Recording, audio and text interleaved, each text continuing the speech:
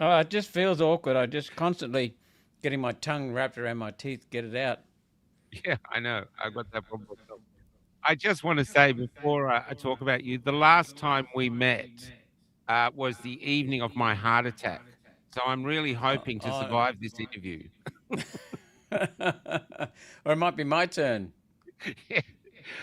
I just want to say the other thing I found out about you is your father is Welsh, as is my father. I'm Welsh too, Oh, but you were of course, born in Griffith. India.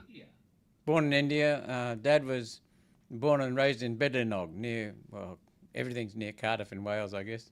Yeah, yeah. But do you remember India at all? No, I tend to look forward, not back. Yeah, that's cool. I'm not criticizing people who've got good memories, but I'm just not interested in things that have happened.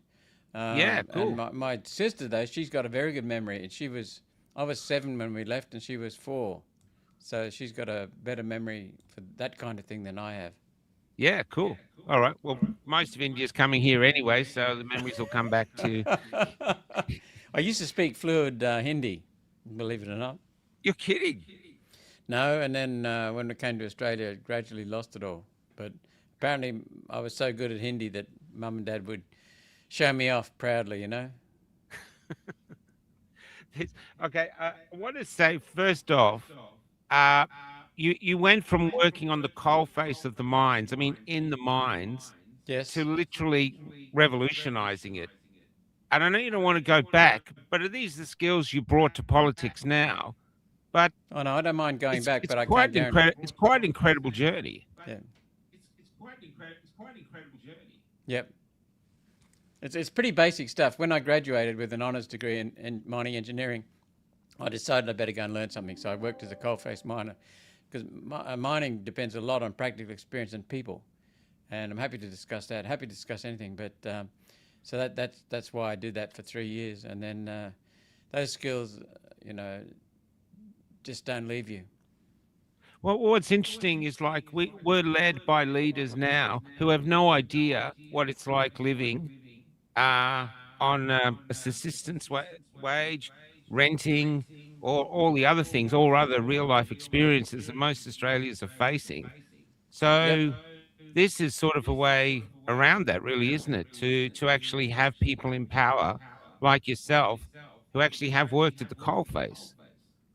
Well, I think more important is that as a manager, a mine manager, I had supposedly authority over 330 people and then later on 550 people. But I never saw them as my underlings. I saw me as serving them. Because let's face it, Michael, if you're in a coal mine and you're at the coal face, you're the only ones producing the product. Everyone else is hanging off you and is supposed to support you. Now, that didn't mean that if the union bosses walked in and said, we demand this, I'd say, okay, you can have it. No, because some people can't provide their own self discipline. So it means very much that I'm in charge. I'm the final person to be accountable, the only one ultimately. So if there was an injury on any shift, if something happened that was not acceptable, it was my responsibility to prevent it. So, even if I'm on holidays, I'm responsible. But my basic job is to serve, and that's the key thing that's missing from Parliament. Yeah, that's what I was going to ask because there's so many people now. I'm meeting so many people now wanting to run for parliament, and I think they're being inspired by One Nation, to be honest, because you now are literally riding the wave of change. Yep. There's no one else doing it as well as One Nation, Pauline Hanson, and you guys.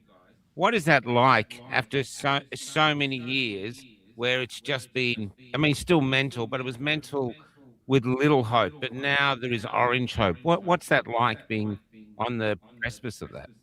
It's encouraging, very encouraging, because I've said for many years now, we are the last hope of this country because the Liberal Party and the Mm. Nationals and the Labor Party are just two sides of the same. Well, I'm trying to think of words. Just Two cheeks two. of the same ass. That's what It's I've been saying, but I've been encouraged to drop that one. but oh, but we're at the coal face now. I'm at the coal face. So pretend you're talking to a coal miner. You know, and I and interviewed a 64-year-old woman the other day, is living in a shed, costs her $300 a week. It's full of mice. She's living with her 3 dogs, and she said, "I got nothing to look forward to except my dogs. If my dogs die, I'm going to take myself out." That's the coal face of Australia at the moment. This woman's Yep, produced and children, worked all her life. Here she is. You I know. know someone who's fairly well off. I know several people who have said that they're packing up and leaving. Yeah. Yeah. And they're Extraordinary. going to countries. They're going to countries in war torn areas. So Yeah. they'd rather have that and a real life than to put up with this bullshit in Australia. Now, what inspired you to run for politics? I know the reasons like mismanagement and all this, but it's such a journey to get in. Did you have a few goes at doing it, or were you lucky first up? I was lucky first up, and I was lucky to meet Pauline. We're not recording, are we? Are we recording? No, it's live. Oh, okay. Well, okay. I didn't know we were in the formal part of it. All right. Well, that's easy to answer. Is it a bad Um, echo? what's that? Oh, there's a little bit of an echo, but I think we can deal with it. Okay. Um, when I came back from New Zealand, I went over to New Zealand to help turn around their largest underground coal mine there. It was in a bit of a mess, and we left it in good shape. I came back to Australia and I heard all this rubbish about carbon dioxide from human activity, not from nature, which is the overwhelming producer of carbon dioxide, but from human activity, was going to destroy the planet. We're going to have a climate catastrophe, cataclysm. So I thought, this is bullshit. This is complete rubbish. But then 2007, someone called Viv Forbes asked me if I'd help him write about it, because he was a geologist. He's seen carbon dioxide in the geological record being many, many times higher in the past before humans are even on the planet. So I said, sure, but when I do something, I've got to make sure I get my facts, Michael. So I did the research, and then I thought, this is crazy. It's just absolutely absurd that the top scientists were not in favour of this, not supportive of it. They were contradicting it. So I then started researching who was driving it, and that came back to the United Nations, along with a bevy of other globalist organisations like WWF, World Economic Forum, etc. Who, by the way, the World Economic Forum, as you probably know, formed an alliance in 2018 with the United Nations. And then I thought, well, why are they doing this? What's the motive? And I realised it was all about money and control. The same old things that drive the human condition and drive a few humans awry. So then I started saying, I knew that this would destroy science integrity, it would destroy the environment, and it is. These things are coming true. It would destroy our economy, it is. It would destroy the fundamental connection between humanity and the spirit or the universe, whatever you want to call it, nature, driving complete ignorance, and it would destroy our freedoms. And all of those things are coming true. And I sat down after working for 12 months, 2 years, thought, why am I doing this? I was entirely voluntary.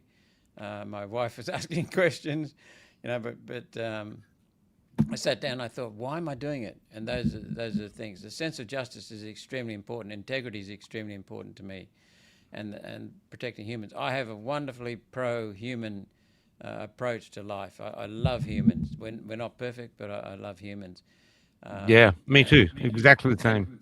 And perhaps we could talk about a conversation I had with Professor Bob Carter about the real damage that this is doing, this climate fraud. Yeah, sure. Please do. Okay, remind me. So anyway, I was speaking out against this. Good afternoon, Rachel. I was speaking out against this bullshit, and thank you, Elise.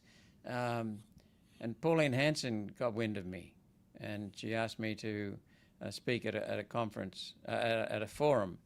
And I went over pretty well, and so she asked me to stand beside her on the Senate ticket for One Nation back in 2016, and Malcolm Turnbull called a double dissolution.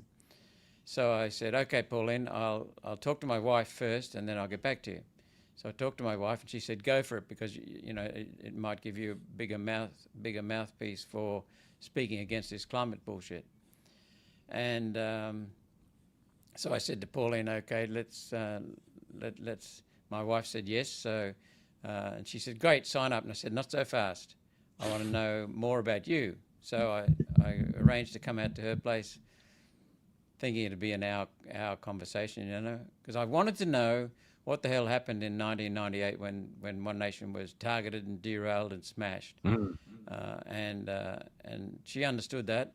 And 11 and a half hours later, I said, I'm in, because Wow. I have a very good friend who told me that he knew Pauline, and he did, and that she was completely honest. And I've found everything in my experience with Pauline since then to be the same. But I wanted to find out why it went astray. And what I realised, Michael, in our 11 and a half hour conversation, was that there isn't a human alive, or dead for that matter, that could have pulled it all together, could have kept it together, because she was targeted. Why was she targeted? Because she was the only opposition to the Uni Party. It took me a while to work out that Liberals and Labor are essentially the same policies underneath, the same globalist agenda. But so then I jumped in, and thankfully Malcolm Turnbull called a double dissolution, which made it easier for me to be elected. So I scraped in, basically a fluke, and then I did must have done all right in the first 14 months before getting knocked out with dual citizenship. Although I was the only one Big Brother's watching. I think they'd be watching Michael all the time, and me for that matter. Yeah. Yes, Sailor, we will take you out of the UN and the WEF. We're not in the WEF, but we take too much notice of the bastards. So where was I up to? That's so. You got caped out right. by you got kicked out because of Dual citizenship. dual citizenship. Dual citizenship. Yep. Even though I was the only one at the time not a dual citizen, there were 7 of us, I think, went to the High Court. But I didn't do it technically correctly at the time of nomination. So legally, I didn't do the election properly. So fair enough. But I must have done okay in the first 14 months, because the people re-elected me in 2019 when I stood again. And then I've been elected in 2019 and 2025. So there's the history. So I'm a fluke, but I made good use of it. I'm fluke, or maybe we've got something else behind us on our side, because I want to know, what is it like when in Canberra itself? Because from our view now, it's like watching the pigs, not yourself and Pauline, but it's like watching the pigs in Animal Farm when you're reaching the end of the book. I don't know if you read George Orwell's Animal Farm, but pigs are taking over the farm, they're in the trough, and the rest of the animals are starving. That's how it looks like to us. But what's it like actually being in there, in this beast? It can be a toxic environment. It's not about serving the country. It's about serving your political masters. Not for us, definitely not for us. And that's what I love about Pauline. She has a basic political philosophy that says, is it in the national interest? Yes, do it. If it's not in the national interest, don't do it. It's that simple. No fancy academic nonsense. But most of the politicians go in there because they care, but when they get in there, they have their eyes opened. And then some of them decide to keep their eyes shut and fall asleep.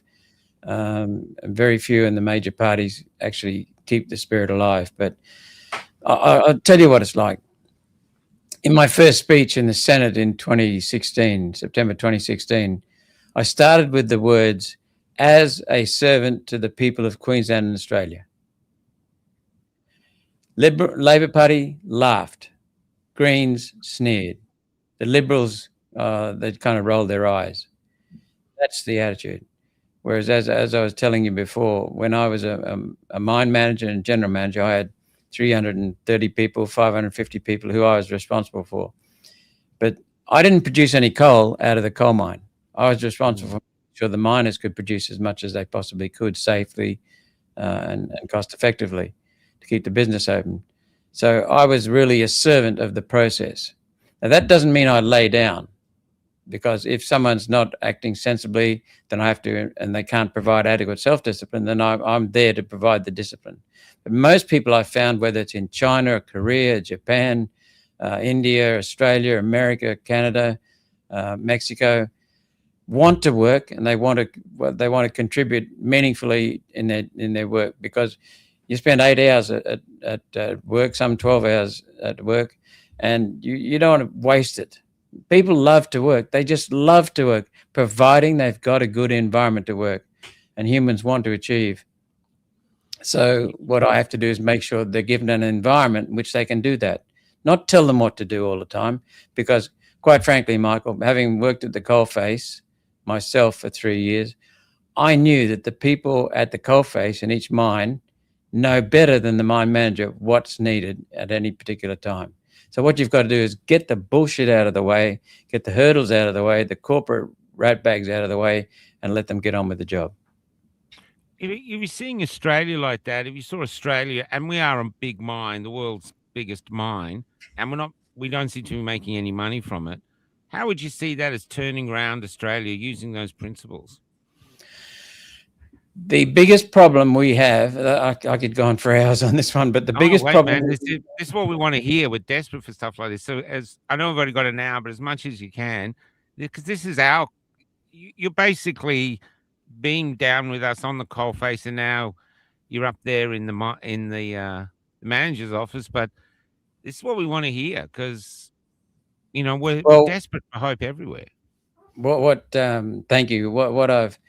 What I noticed was that as a mine manager, as a general manager, I would go down the mine a lot, especially compared with other mine managers, because I had some very, very good staff who reported to me, and very good staff who reported to them, and then the miners.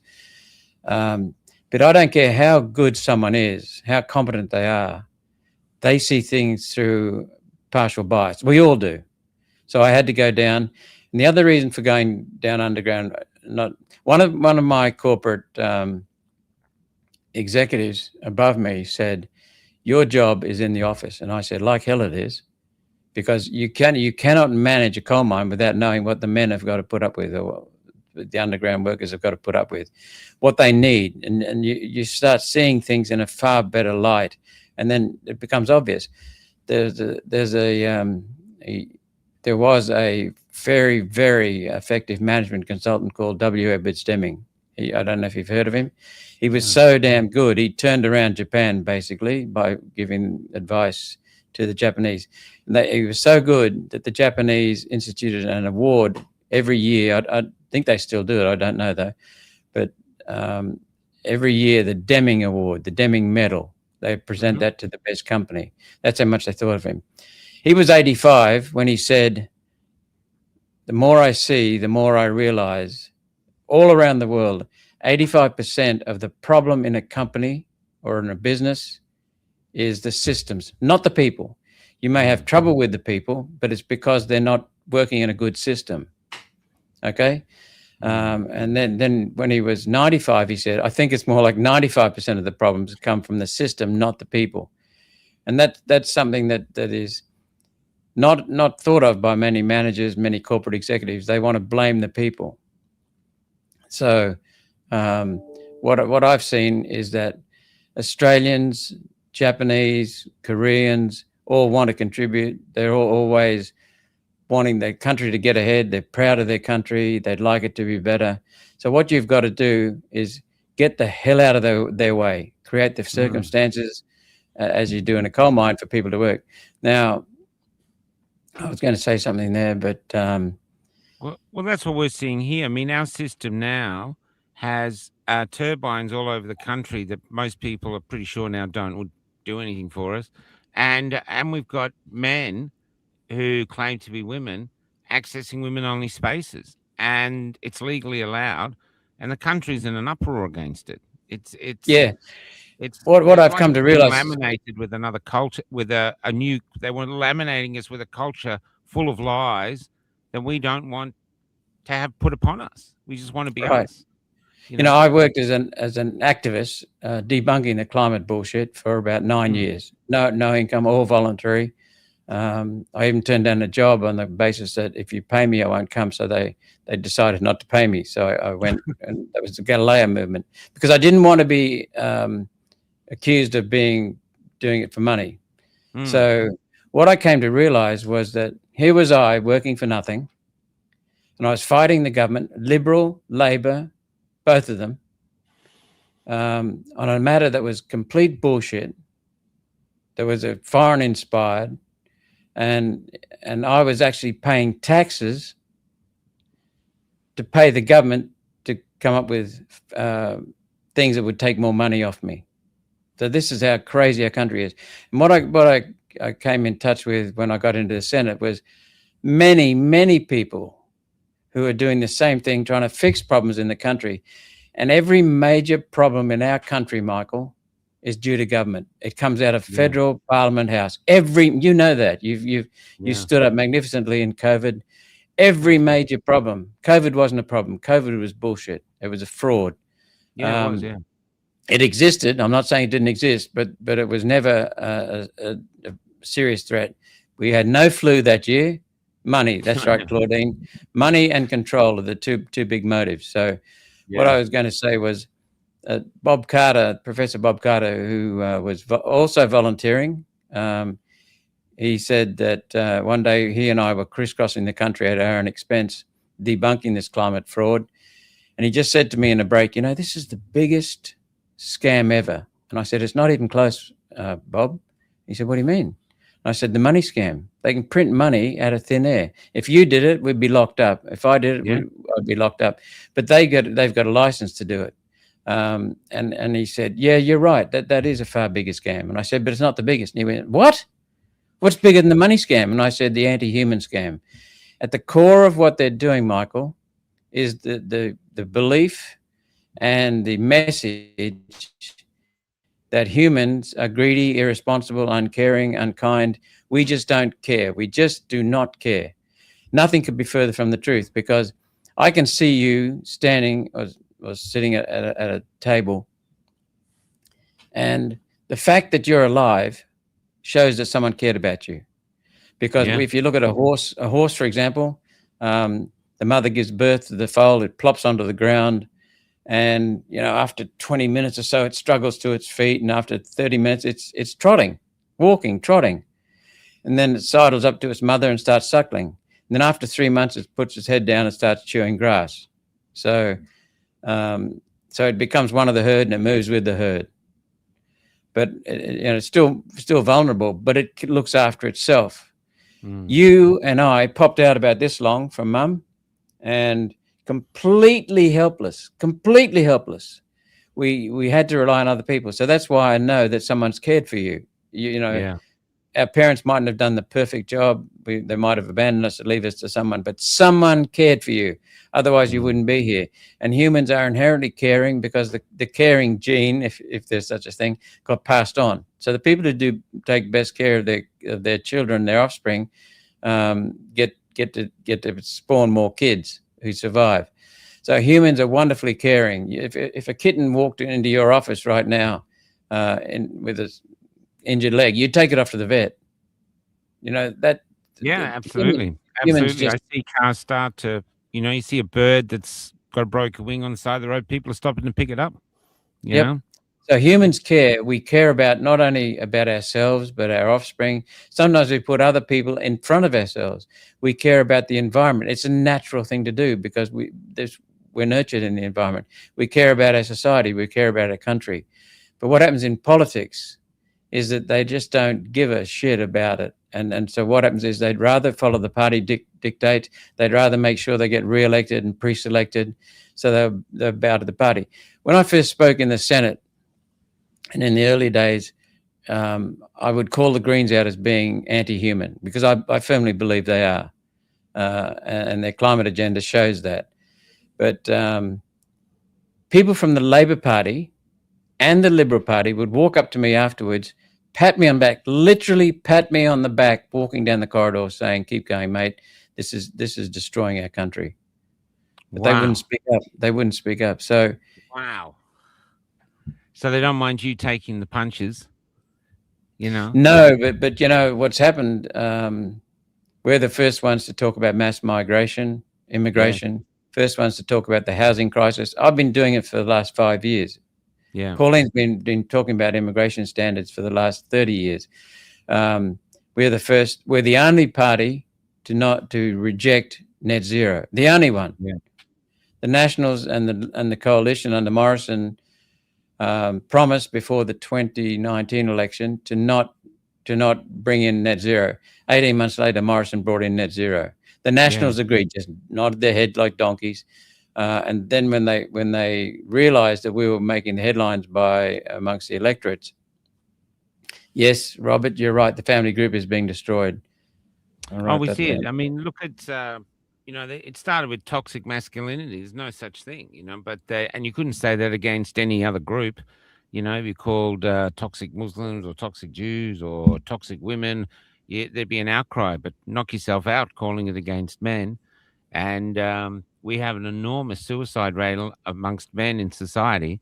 And a lot of it is they die from shame. That's well known that's, their families are broken. Yeah. And hopelessness. Yeah, hopelessness. Yeah. Bashing their head up against a brick wall. The family law court, a friend of mine describes the family law system as the slaughterhouse of the nation. And he's right. Yeah. It's set up to divide. It's set up to make money for lawyers.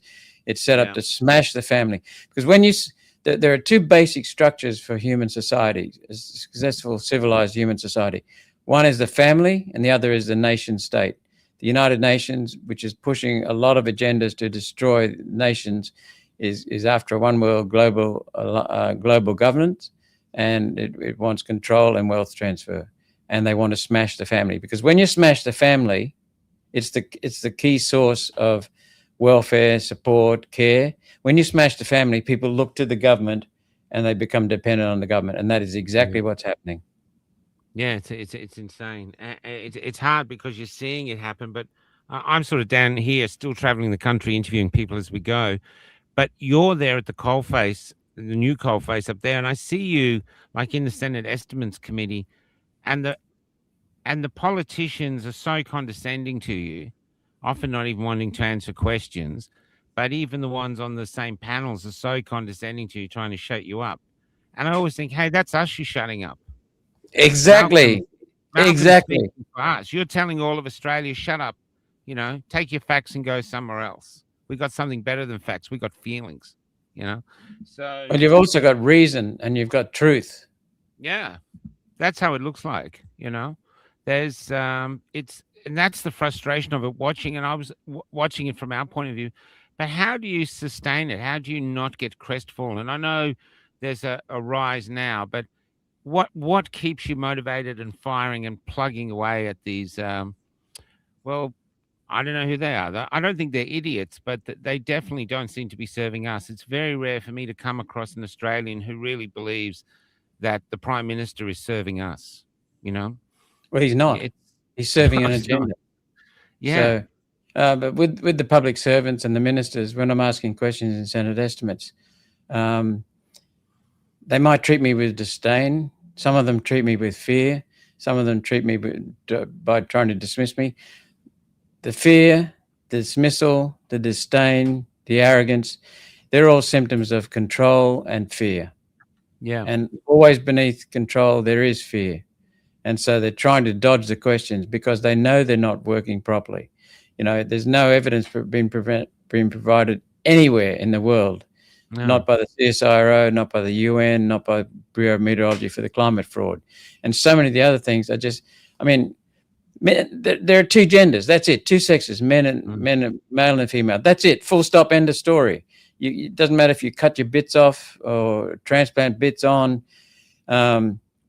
Your chromosomes are either XX or XY. That's it.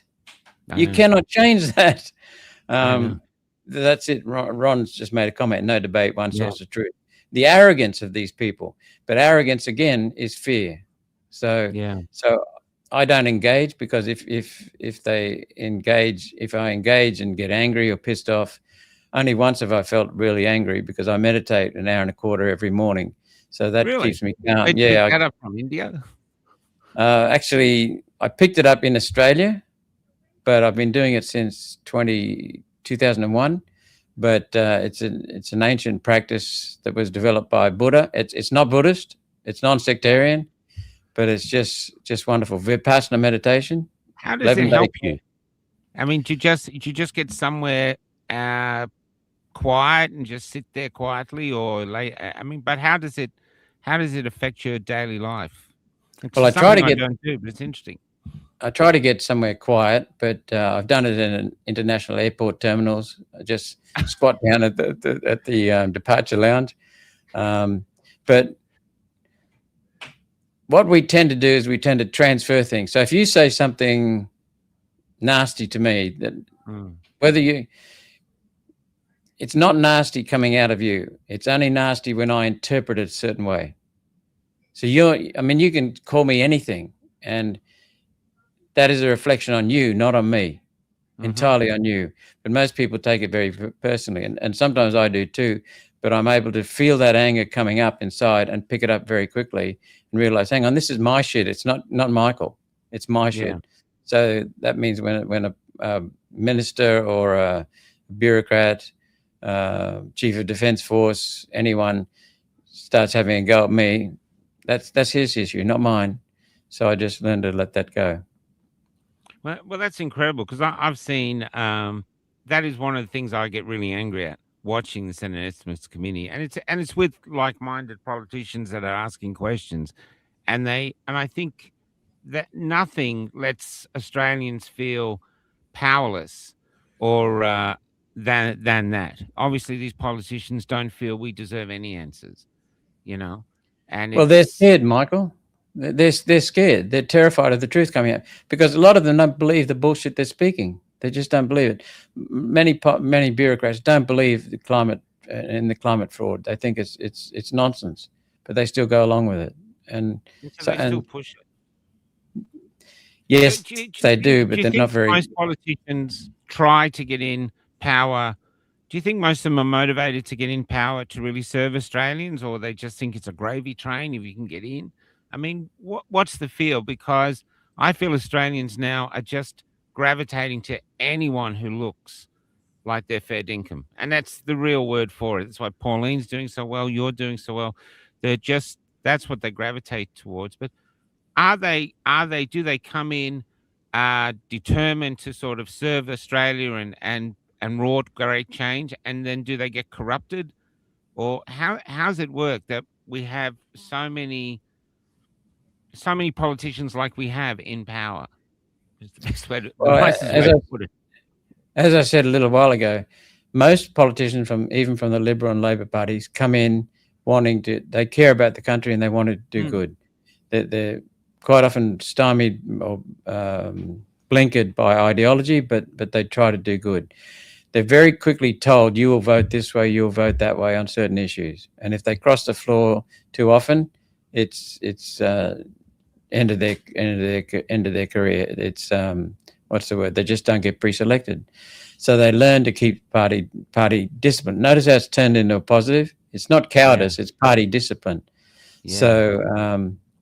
So that's right. And what happens with systems, if you change a system, you can change what people do, their behavior. If you change their behavior, you change their attitudes. It's a bit like random breath testing. Remember, back in you and I are old enough to understand. You've got enough grey in your beard that that back in the 60s, 70s, the culture in Australia was to go out and get smashed on a Friday night, go out and get smashed on a Saturday night, and the boys went out together. And the bigger a fool you made of yourself, the more of a man you were, the more piss you could hold, so to speak. Yeah, and exactly. If you drank and then drove, didn't matter. But then people got tired of the dead people turning up on roads, the road fatalities, and so the governments then first started advertising with logic, and they said 65% of fatalities involve alcohol. Well, that had no impact. Logic doesn't seem to work on many people. And then the next thing, they started doing emotional campaigns, dead babies lying in the middle of the road, mothers crying, dads locked up behind bars. That raised awareness, but it didn't change behaviours. And so what happened was Victoria became the first state in the world to introduce random breath testing. And that changed behaviours. That really did. As Hugh Mackay said, men started taking their wives out on Friday and Saturday nights. Because they needed a driver. But now, and he said, Hugh Mackay is a pretty astute observer of society, and he said that it's probably one of the most far-reaching changes we've ever made, because it changed the whole of society. And so the attitude was the behavior was you drive under the influence of alcohol, and the attitude was it's okay. Nowadays, then when we changed with random breath testing, the behavior changed to you don't drink and drive, but the attitude slowly changed to say you don't drink and drive. See what I'm getting at? It's a behavior change. So the system, as we mentioned a little while ago, the system is what drives behavior. So to change behavior, you got to change the system. And Michael, I've been highly critical of the World Economic Forum, the United Nations. Yeah, I know. In my first speech, I was told I'm in your cheer squad with popcorn, mate. Going, you go get him, Malcolm. In my first speech, just before my first speech, a person who I highly respect, won't tell you his name because it was the only mistake he made, but he called me up, and this person never gave advice, but he gave me a piece of advice. He said, "Don't talk about Agenda 21 in your first speech," because they'd call me tinfoil hat wearer and all the rest of it.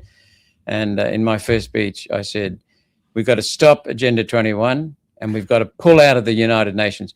Well, One Nation's policy now is stop Agenda 21 and pull out of the United Nations, the World Economic Forum, the World Health Organization.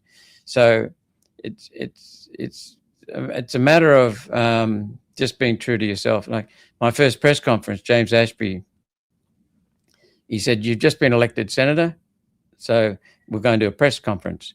So there was my wife and one of our children, myself, and we had all the journalists. We had a whole bunch of microphones in front of us, and the journalists in a big U shape around us, and one journalist off to the side, a little bit separate from the rest.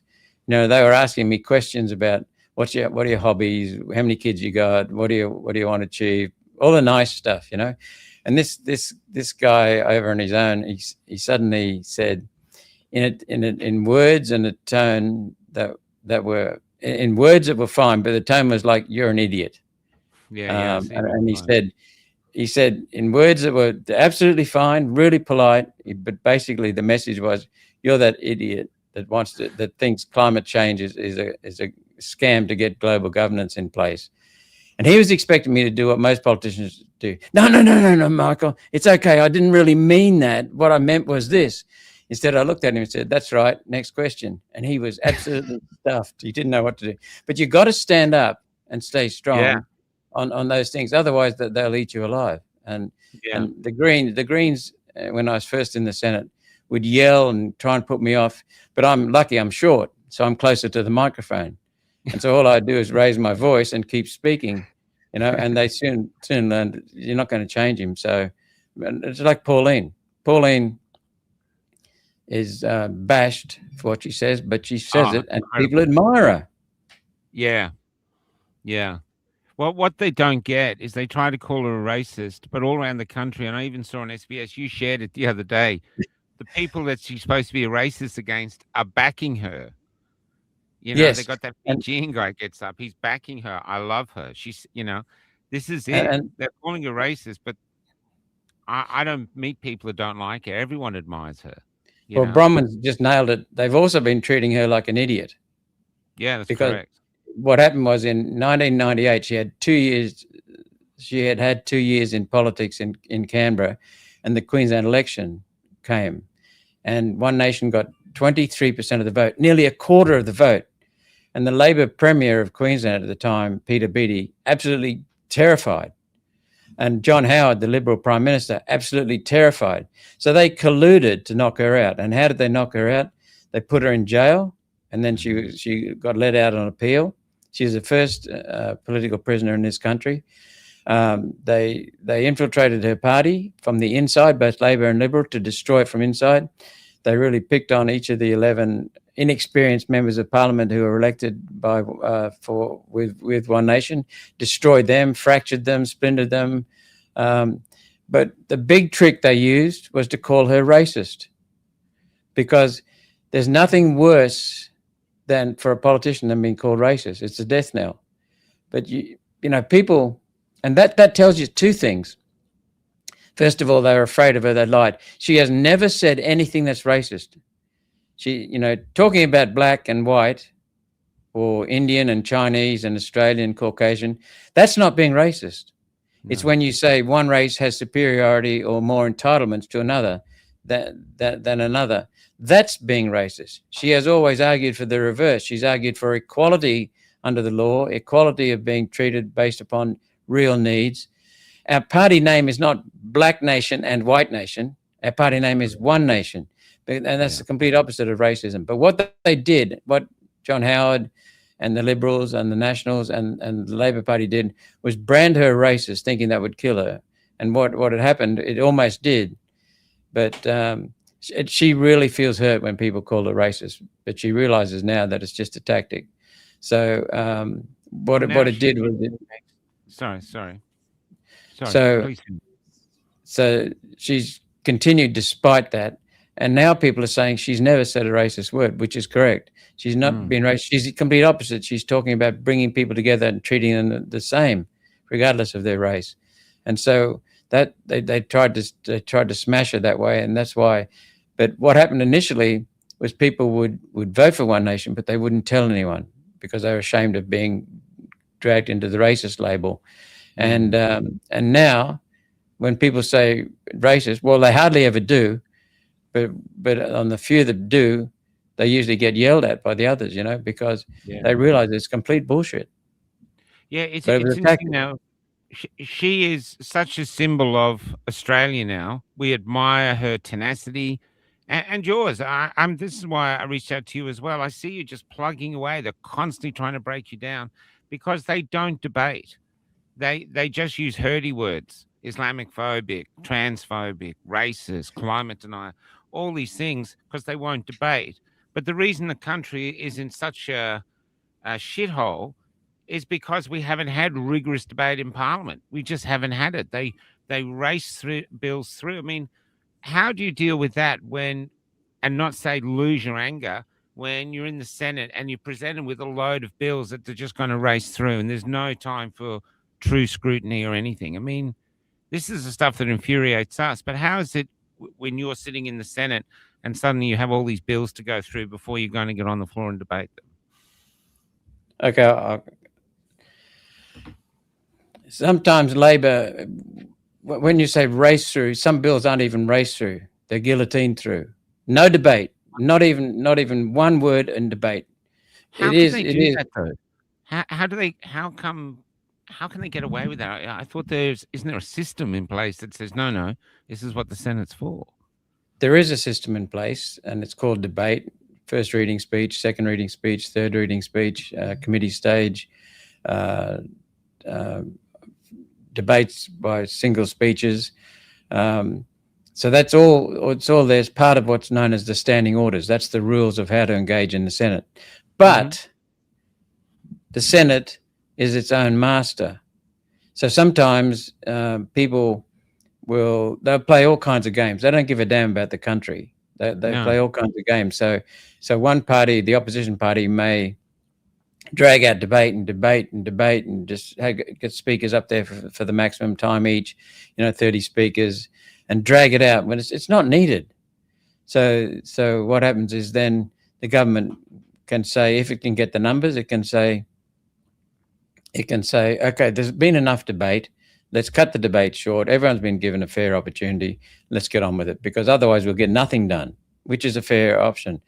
But sometimes the government, in this case, which is a combination of the Labor Party and the Greens, combined, the Labor Party and the Greens have one more vote than the rest of us put together. So they can change the standing orders by themselves. And the Liberals can go against the standing or go against their motion. We can go against their motion. We can all have our two bobs worth, but their votes prevail. And they have raced through 28 bills in a guillotine, not one word of debate on any of them, and some of them the most far-reaching consequences. But then the other thing that happens is that Labor Party and the Liberal Party are not true to Australia. They will work together. The major bills that are censorship and control bills have been the digital identity bill, the identity verification bill, the misinformation and disinformation bill, there's another one in there. Oh, the under 16 age ban, that kind of thing. They were all started under Scott Morrison, the Liberal Party. They were implemented and pushed through the Parliament by Anthony Albanese. So they come together, and then what you'll find is that we Pauline and I held a public conference in Brisbane here, going against the misinformation and disinformation bill, and then we were successful in putting pressure on the government, because we got such anger from the people that we got pressure to delay it. Well, that's one form of control. The other form of control is they're trying to get rid of cash. And cash, as you know, gives you choices. So what they want to do is they want to feed the banks. Just remember that the banks control Australia. The banks are controlling the government. The Labor Party and the Liberal Party both serve the banks.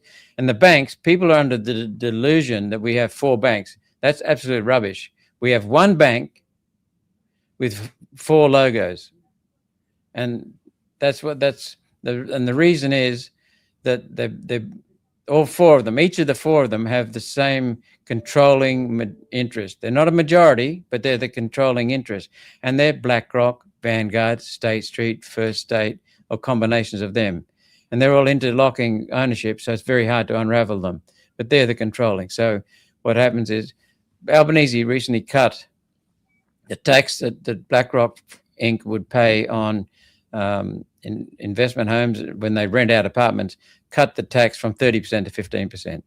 There are so many things. When I researched the climate scam and found it was conjured up by Marie Strong, who I want to get onto, from the UN, senior person in the UN, it was driven by the United Nations, which was formed to do the bidding of BlackRock, Vanguard, State Street, the people who control the wealth funds, okay?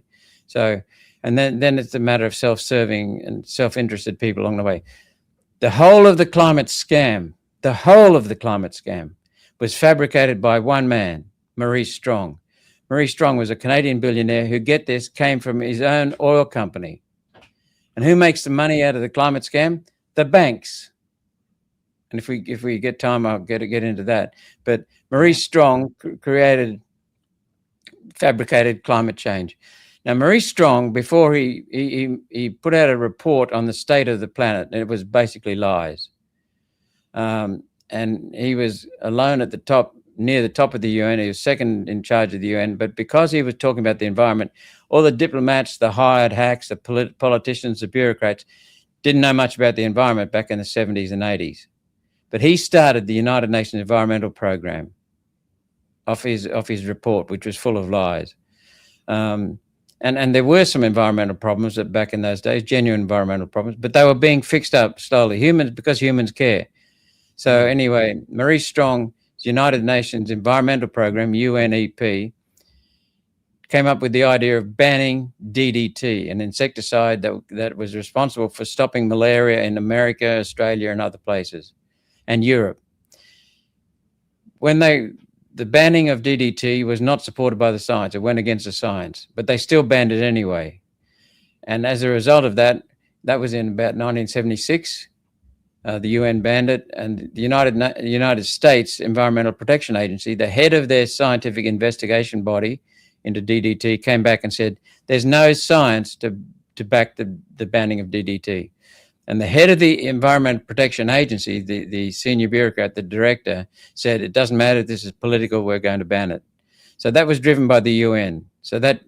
And then in 2006, the ban was lifted because the World Health Organization said, we've got to lift it to stop the malaria that's killing people. And in the time it was banned, Michael, they estimate 40 to 50 million deaths caused due to malaria from mosquitoes. Wow. So that puts Maurice Strong second behind Chairman Mao, who's responsible for 60 million deaths, Maurice Strong, 40 to 50 million deaths, Joseph Stalin, 40 million deaths, Hitler, 20 million deaths. So he's right up there with the mass murderers. But there's another thing that grubby bastard did. He He wanted to do it to form a global carbon dioxide tax and carbon dioxide trading. You can't even measure what companies produce, but they wanted to tax it. And that was the global carbon dioxide tax. So that was And the what he main was plan to get the correct main for business two plan. reasons. For two reasons. First of all, Maurice Strong, you'll love this one. Maurice Strong was one of the founding directors and the ongoing directors of the Chicago Climate Exchange to exchange carbon dioxide credits, which would make him a billionaire.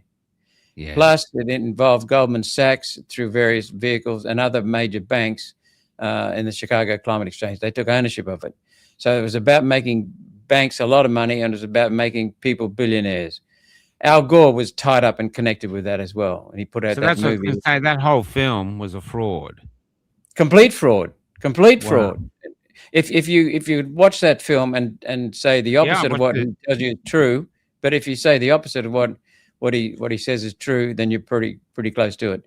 So, but the other thing was the United Nations was wanting a source of revenue because it became dependent upon the United States largely and some European countries for their funding. And then Donald Trump has said we're cutting funding, so that they envisaged this. They wanted their own funding. So that was part of the carbon dioxide tax revenue as well. It would go to the United Nations to give it a budget.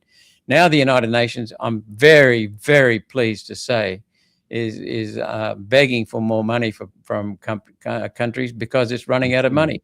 So the bastards, yeah, which is wonderful. So what I'm saying, it's a money-making scam. It's also a control scam. That notorious globalist Kissinger, Henry Kissinger, he's a bastard of a man. He said, if you control money, and they do, if you control food, and they're trying to, and you control energy, you control the whole country. You control the whole country. In fact, he said you control the whole continent. So if you control energy, which is vital for civilization, you control food and money, that's it, you've got it tied up. And that's what they want to do. The United Nations senior bureaucrats, Christiana Figueres, for example, Eden Hoffer, for example, have admitted that the climate scam is not about environment. It is about a new world economic order. It is about putting in place an unelected socialist global governance. And Maurice Strong himself, that bastard, said he had two aims with his life: deindustrialize Western civilization and put in place an unelected socialist global governance. And what he said was, what was the exact words? The enemy is humanity itself. The enemy is humanity itself. So you're the enemy. And if you look, I said a little while ago that these bastards say that put out the message, and that Al Gore's movie was one of them. But their message is pervasive, Michael. It says humans don't care, and then they say, because you don't care, let us rule your lives. Let us put in place sustainable development goals, which is just bullshit for control. They want to control every aspect of our lives. And again, this is not my words. This is their words. They want to control every aspect of your life. 17 sustainable development goals. What you eat, how you eat it, when you eat it, how you get it, where it comes from, how much you can eat. They want to cut out meat, for example. So how you travel. Just what do they call it? 15-minute cities. They want to control every aspect of your life. They want to control education. And our dopey bastards in Canberra have enabled that. John Howard's Liberal National Party government put in place the first policy for having a carbon dioxide tax. It was an emissions trading scheme. He didn't put it into place, but he put the policy into place to come into force some years down the road, 2012. Gillard beat him to it, breaking a promise. But John Howard put in place a renewable energy target, which is destroying our energy market right now, driving up the cost of living horrendously. He put in place the national electricity market, which is not a market, it's a racket that's controlled by the bureaucrats to drive high energy prices.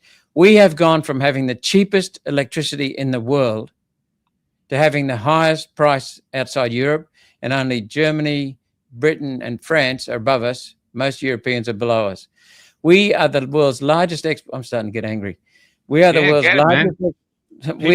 largest exporters of hydrocarbon fuels, coal, oil, and natural gas. We're second largest exporter of coal, second or third largest exporters of natural gas. Combine them with the largest exporters of energy products, hydrocarbon energy.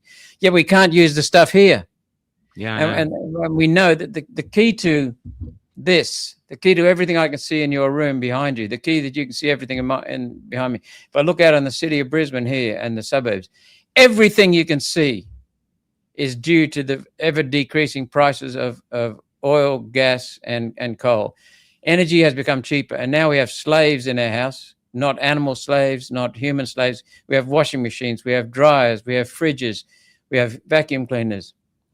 And all of this has made our lives easier, safer, longer lasting, and much more comfortable and secure, much more comfortable. A king or queen 200 years ago did not live as well as someone on welfare today. And that's not having a go at welfare systems. That's having a go at the dramatic improvement in human lifestyle and lifespans in the last 170 years. Why? Because of ever reducing prices of energy. We have got slaves. The lower your price of energy, the more competitive you are in the international market. The lower your price of energy, the higher your standard of living, the lower your cost of living. And human progress has been reversed. The driver of human progress is cheap energy, and our energy prices were ever reducing. Australia had the lowest cost of energy, electricity in the world, and we were self-sufficient for oil and gas, and now we're dependent. We are completely dependent on other countries, and that's been deliberate. That has been bloody deliberate. It's, from our perspective, it's insane because we can't understand. It is insane. But from a perspective of someone who wants to destroy us, it makes perfect sense. Or has an agenda to change the world to how they see fit. It makes perfect sense. And shaming us is a way of breaking people, that they don't have the tenacity to stand up and fight back. Where, to be honest, this is what has to happen. People have to stand up now and go, right. Yeah. And they call me a climate denier. They call me a whatever, but that's done to intimidate. And when it doesn't intimidate, they run away. And now we've got, in the Farah by-election, 65% of the votes were for parties or individuals who opposed net zero. 65%. Yeah. But I was a lunatic just a few years ago. But it's the same with, if you believe there are two sexes, two genders, you're a lunatic. Worse, you're transphobic. You're decrying the people who are, let's face it, there are some hermaphrodites. There are some people with both male and female. Gender dysphoria, I think I call it, but it's rare. It's like unicorns. It's rare. And Malcolm, you would have seen them in your youth. They've been around with us for years, but it's very rare to come across one, but you would come across one. And but there are two forms. First of all, there's the genuine hermaphrodite who's got male or female or both, and they are genuinely both. But then there's gender dysphoria, which is discomfort with your own gender. So if you're a female, if you're an adolescent girl and you'd rather be a boy, that's gender dysphoria. But what that is generally, almost entirely, people grow out of that. We all have questions during adolescence. It's natural because our brain is remyelinizing, and we're going through enormous changes, and we have lots of uncertainties and questions about ourselves and questions about where we fit in the world. And that's natural. But if you leave them alone, or at least give them some love and support, they soon change. And what's happening now is that if you dare speak up and say, if you're a girl or a woman, you don't want men pretending to be girls in the toilets, then you're transphobic. And what they're doing is, and the Greens would stand up and say, when I spoke against this crap, the Greens would say I was transphobic as a way of trying to shut me down. But, on one occasion, the more I spoke, eventually we got one Green speaking and five people opposing them.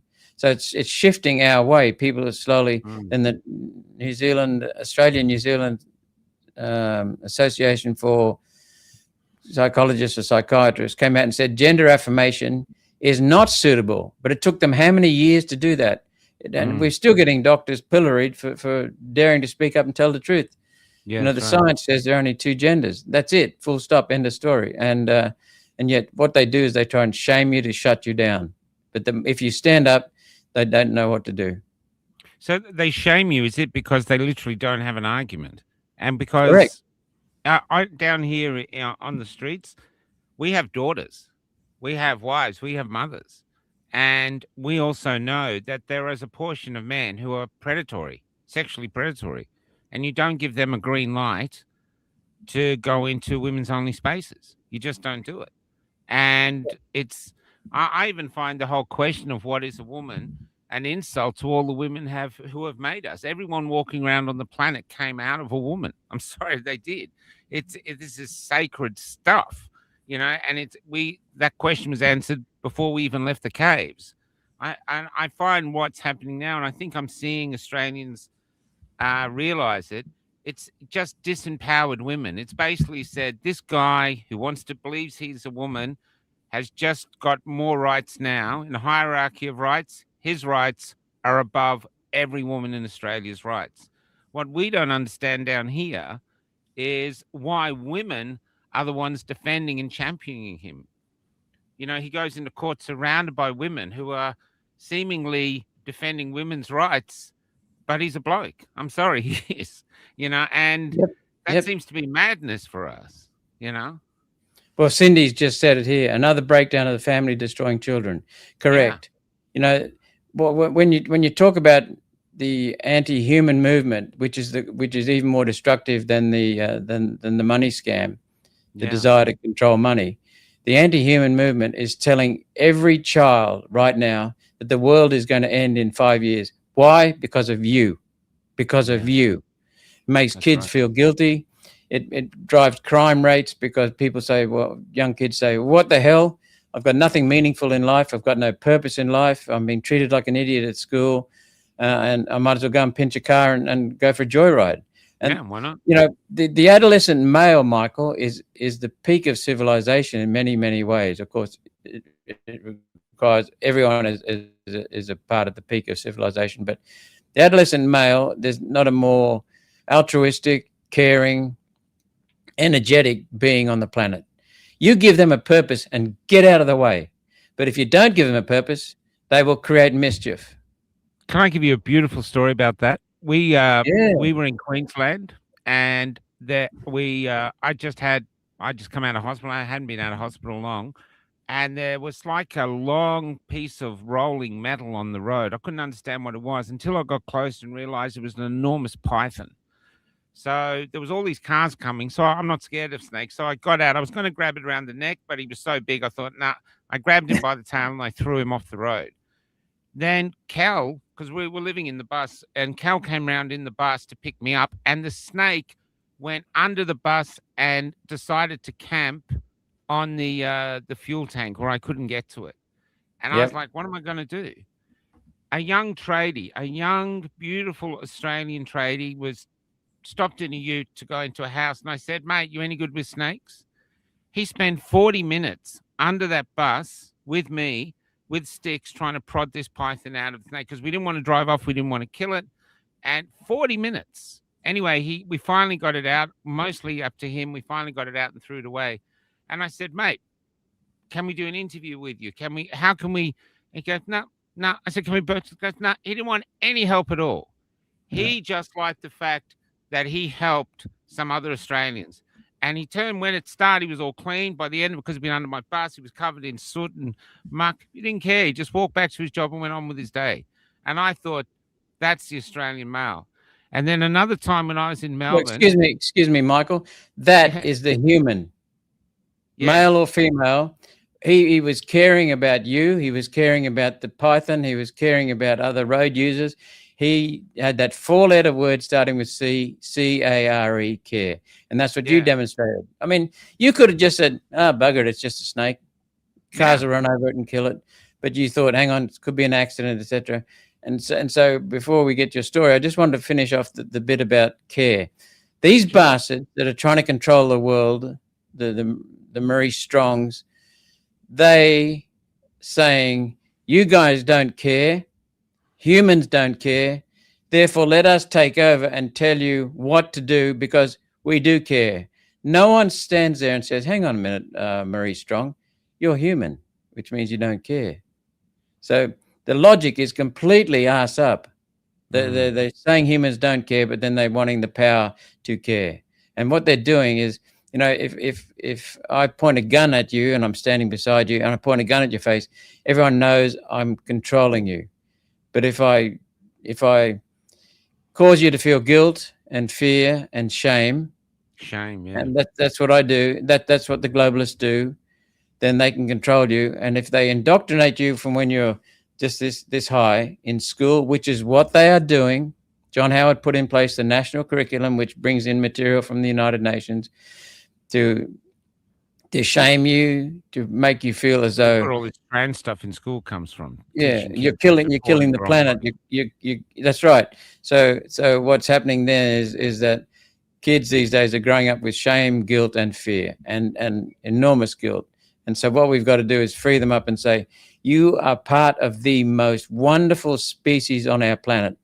We're not perfect. We've got our Hitlers, we've got our Marie Strongs, we've got our Edenhoffers, but we are damn caring and we're very good people. That's what we've got to do. Yeah. Sorry, but you're going to tell us a story. I just look back to how we used to be proud to be Australians. I have a podcaster on Tuesday nights, Wade, and he said something beautiful once. He said he just wants a country where his kids are proud to be Australians. That's all his goal. That's what he wants. And at the moment they're not, and they're very confused, and they don't know who the enemy is, and they feel like it's them. That just by being born, they're endangering the planet. I know my son gave me a huge list of why he shouldn't be a father because of climate change and all this huge, perfectly sculptured list. And then I said back to him, I said, well, I've got one reason why I think you should try be a father. And he said, what's that? And I said, I think you'd be a gorgeous father. Oh. And he cried. He cried. Yep. That was it. We're not perfect. You're born in the plague. You're born in a war. You're born in a refugee camp. You get here, then you got to make the most. Look at you. You're born in India, and then you have to come to another country. You're speaking Hindi. Now you can't remember how to speak Hindi. And now here you are at the forefront of great change in Australia. I mean, I feel like we're in an undeclared civil war, fighting for the culture of our time. And I see it here. Like this was taken at the Shrine in the big march they had there. Is it coming up? So here's us, the Australians here with our flags. We're just ordinary Australians who thought we had the right to protest. And here's these thugs in this is another one we took. I took this one over my shoulder. They had armored cars in the streets shooting us. They were shooting people in the streets. And the MSM was there. They saw it. They didn't cover it. Instead, they went home and called us Nazis. But one of these guys pepper sprayed me, and I'm not playing the victim here, but I got pepper sprayed. I was there when Matt Lawson got shot and all that. And I was walking down Elizabeth Street in Melbourne blind, and some people pulled me to the side, and a lot of them are very young Australians. They'd never seen this in their lives. They'd never experienced armored cars or stormtroopers as cops. And they sat me on the side of the road, and they poured milk on my face, and they took care of me. Police could have been coming. They could have been arrested. They didn't care. They took care of me, an old man, a complete stranger. And it just moved me. I thought, this is the Australian spirit. I had to go through the bullshit of these cops who think they're doing the right thing to reach the true source of the Australian spirit, which was these young people who were caring for another Australian that they didn't even know. One of the guys looked at me because I was covered in pepper spray. He goes, you can't wear that. He gave me his top. He had two tops on. He goes, here. And it was cold. He gave me his top. I'll never forget it. I get teared up thinking of it now because I think the hope is in the children, and that's what they're trying to quash.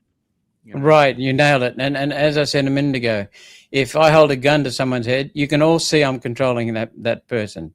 But if I indoctrinate them from when they're very young, they don't even know that I'm controlling them. I'm controlling them with the climate narrative, with the energy narrative, with the food narrative, with the don't eat meat narrative, all of the bullshit. There's the 17 sustainable goals, which are tied up with the climate and part of the UN Agenda 21, 17 goals that'll govern everything in your life. The other thing I just mentioned is that seeing you being attacked in the streets of Melbourne, was it? Seeing you being attacked in the streets of Melbourne. The core reason why we're in this mess in our country is not because of the United Nations. World Economic Forum. It's not because of the Canberra politicians. It's because of the people. We are a democracy, supposedly, we're a democracy. A democracy can only be effective while its people are active. For democracy to be effective, people have to be actively engaged. And I don't just mean turn up and vote. I mean, do your research, be informed, and then vote in an informed way. But I don't just mean vote in an informed way. I mean, between elections every 3 years or 4 years in every state, you hold your politicians accountable. Say, why did you vote for this bill? Why did you not vote for this bill? What are you going to do about this? What are you going to do about that? I want you to vote this way because you're my representative. You pay me. I'm supposed to serve you. And that's what people have forgotten. So what we've got now is the people serving the government, bowing to the government. What we need to have is to remember that we are a constitutional monarchy. We are not a monarchy. In a monarchy, the king or queen give orders, they control, they command. That's it, full stop. In a constitutional monarchy, the king or queen serve with very limited powers the Constitution. They serve the country. And Queen Elizabeth did this extremely well. She recognized she was a servant. And she only intervened when she had to. And that was only in accordance with the Constitution. The Constitution in our country is the supreme governing instrument. It tells us how to run our country. We are a republic. The only thing is we don't elect a president because we don't believe in having tired old political hacks and bureaucrats to become president. Instead, we've got an independent queen who serves our Constitution. So what that means is that the group that is in charge of this country is the people of Australia. We have forgotten that, but it means that we should be having the politicians accountable to us. Instead, we're accountable to the politicians. And Michael, you know this better than anyone. If you have to get permission to do something, you are not free. You are not free. Our government has taken over our lives, and it's up to the people who are in charge, and it's the people who should be running this country, and the people need to take charge. The solution is not get rid of the United Nations. We do need to get rid of the United Nations, no doubt about it. But they can't do anything without our politicians in Canberra, and the politicians in Canberra cannot do anything without your permission and other people's approval. And that approval can sometimes be in the form of silence. So the more people that speak up and stand up, the better we're going to be. Yeah, I've realized through these last 5 years of talking, interviewing people, that the oxygen of tyranny is compliance. Tyranny cannot survive without mass compliance. And this ignorance. is what we have to change. And that's why every time I see the Australians arcing up, I love it. It's participate. You're blessed to be an Australian. It is such a wonderful country. I know because I live on the road now. I tell people now, the only larrikins left are the Corellas who fly over the towns swearing at us all. You know what I mean? I won't say it on here because they're here, but I've got a thing. But that's what they sound like. And I miss that. I miss the Paul Hogans. I miss the fact. Another perfect example. Do you remember there was an online, was a sitcom called Mind Your Language, where they had an English teacher at the front. And they had all different nationalities in front of him, and it used to be a comedy. And we're not allowed to watch it now because of racial stereotypes, and it's seen as racist. Yet I was doing a play for some Iraqi refugees, really great people, and they had a problem with the play, and I was helping them fix it. And they said to me, "Oh, you want to watch our favorite show?" It was that show. So the show that we as Australians aren't allowed to watch because we'll be seen as racist against these people is that people's favorite show. They love it. And that's what Australians used to have. We used to have, it wasn't a fear of being offended. If you got offended, stand up for yourself, call it back or laugh it off. This was it. But now it's not so much about an intent of why you do something, but it's really about, is someone offended? You know, and the offense is a way of shutting free speech. And what is your thoughts of the importance of free speech to an economy, not just to a culture, but to an economy? Oh, there are so many things in response. First of all, offense. You cannot give offense. You can only take offense. Doesn't matter what you say about me. It's got nothing to do with you. It's got everything to do with how I take it. You can say whatever you want. and it's only if I take offence that I feel offended. That offence comes from within me. That's the first thing. 18C has been passed by one of the past governments. No, in Australia, 18C, human rights discrimination, 18C. It says, well, basically that you can offend people. You can't offend people. Okay, so that's the first thing. The second thing is that our country has got more resources per person than any other country in the world. We are blessed with a climate that is bountiful. We can grow anything here almost any time of the year in some part of our country. We've got energy resources. We're the largest exporters of energy products in the world, but we can't use the stuff here to generate cheap electricity. And the reason why we've lost our cheapest electricity status is because of John Howard and the Labor Party as well, pushing solar and wind and mandating it. So we've got resources, we've got climate, we've got water. Not a hell of a lot of it, but if we manage it properly, we've got more than enough.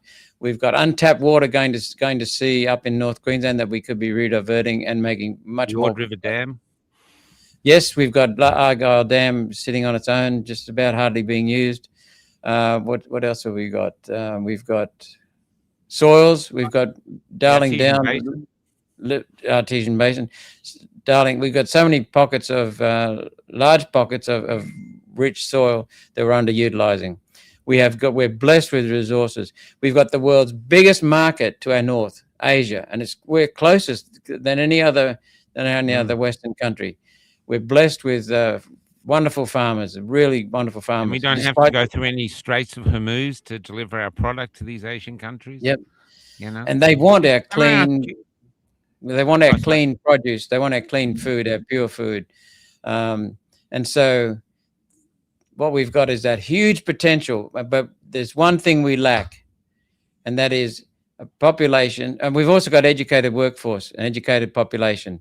But there's one thing we lack: people standing up and saying to the politicians, "Where's your vision?" Because you name someone who's got vision in this country, it's so rare. Pauline Hanson's got a vision. Vision backwards. I'll show you what I mean. You look at a picture of the 1970s, right, or 60s. I mean, you have 60s, but specifically say the early 1970s. I've say of Melbourne, Sydney, or any country town.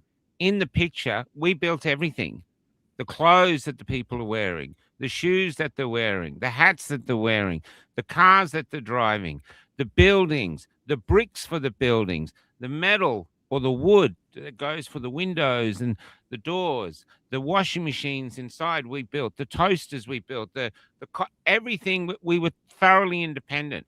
How have we benefited as a nation to where we are now that the only thing we're really good at making now is cappuccinos? Oh, and videos. And videos. Yeah, but no one can repair the video. Yeah, and it's like a thing to how we benefit. It's obviously this is globalization, but here we are now at the brunt end of it, and our children can't afford houses. They've got $1 trillion worth of debt, and basically the cost of living is so. We're staying at the Donnybrook at the moment. They get the old race courses and they make them transit camps. You can get a cheap place to stay before you're moving on. It's full of people who are homeless. You know, hardworking Australians who want to work who can't get jobs. I mean, I don't see how we as a culture are benefiting. I mean, there's some rich people that are, but the majority of people don't seem to be benefiting from the policies of the past. And we need something new, which is why I think everyone's gravitating to one nation, because we can't see how the others could do anything more than just take us down with the ship. Well, the sad thing is what you're saying is true. It's absolutely true. It's correct. The even sadder thing and the more criminal thing is that decline in Australia has been planned decline. Yeah. It's been managed decline. It is deliberate. It is deliberate. And what we've seen is over the years, we've been told by the globalists, interdependence is wonderful. Interdependence is wonderful. Michael depends on Malcolm. Malcolm depends on Michael. Isn't that great? Kumbaya. The reality is that when you are interdependent, it means you are dependent. We were completely independent, back in the 1920s, 1930s, 1940s, 1950s. Everything we needed was made here. We exported a hell of a lot. We developed Sydney's underground train network, I think, in the 1920s. The water system was started in the 1920s. Massive infrastructure. We only had 5 million people in Australia, not Sydney, Australia. And we did that without today's mighty machines. And look at us. We can't even drill a tunnel now with an imported drilling machine in Snowy. It's just ridiculous. But some of us have got some vision. And we, for example, you might not have heard of the east-west crossing, the northern crossing. It's a railway line to go from Moranbah, which is in the east, in Central Queensland's coalfields, which are the best coals for making coking coals or steel in the world. Wow. A railway line that goes from there to the west coast around the iron ore fields in the Pilbara, so that we can take coal that way and bring iron ore back the other way, dramatically reduce the costs, open up the whole of inland Australia, the whole of northern Australia, the Northern Territory, Western Australia, Queensland, have magnificent steel blast furnaces in both Moranbah and in the west, and we become the cheapest producers of the best quality steel in the world. Would drive our manufacturing and drive our shipbuilding. Amazing. It would improve our security. We can move troops, tanks, anything from one part of the country to the other. We can't do that at the moment without going all the way down and across 5'3" gauge lines, 4'8" gauge lines, 3'6" gauge lines. You can't do it, but this would enable it all to happen, and we would dramatically reduce our environmental impact. And we'd have so many byproducts from steel, modern steel making. We have got major steel mills in other countries, in the major steel producers now interested in this, and then there's no need for government investment apart from a commitment of possibly a couple of $100 million, which is tiny, just to show these other investors and Australian investors that the government is serious. That's what you call vision. Yeah. And we have that's no what we vision need. for our children. No vision. We haven't had vision. No, I can't remember a politician in power who's offered us any vision. Oh, I can't remember when. Yep. There's and to be honest, I'm part of the group that didn't engage in politics. And what I think happened is we've had all these decades of easy living, and we grew apathetic. It's like a ship left in a port that gets covered in barnacles. But now we're having some hard times. Those barnacles have been washed off. And I actually think Australians are going, okay, we've got to fix this now. This is getting out of hand. And so I'm hoping someone like yourself, Pauline Hanson, and the others with you, Barnaby Joyce and others, will be the ones inspiring people. Look, this is how we stand up. This is how we do it. And this is what we want. We want our children to be proud, to be Australians, to flourish. I had a police officer pull me over because we were at some remote area near a weir, and he goes, "Oh, you can't park here, mate. It's against the law." He said this, and I said, "But there's no one here, mate. It's just Australia. There's no one here. People have been camping here for hundreds of years." And he goes, "Oh no," and I started talking to him. I said, because he was new to Australia, I said, "What are you going to teach your kids?" It's not that I don't want to obey laws, but there was no practical sense where no one could stay there. Even at places people could stay, they're obviously locked off. And he said, "Oh, if you injure yourself here, you could sue the government." I'm thinking, well, you can't pussyfoot through life till you arrive at death safely. We're going to hurt ourselves. But I said to him, "What do you want to do?" Did he offer to change your nappy? Did he offer to change your nappy? That's what I mean. But I said to him, with your children, what are you going to teach your children? You're going to teach your children, look at this vast sky. Unfurl their wings. You can become anything you want, child. Yeah. Or are we going, don't say this, don't say that, don't say this. A man can be a woman and this, and you're going to destroy the world. What are we offering our kids? We're offering them hope, or basically we're offering them a path to the euthanasia clinic because you might as well get out of here. You're unwanted. I mean, this is where we're at.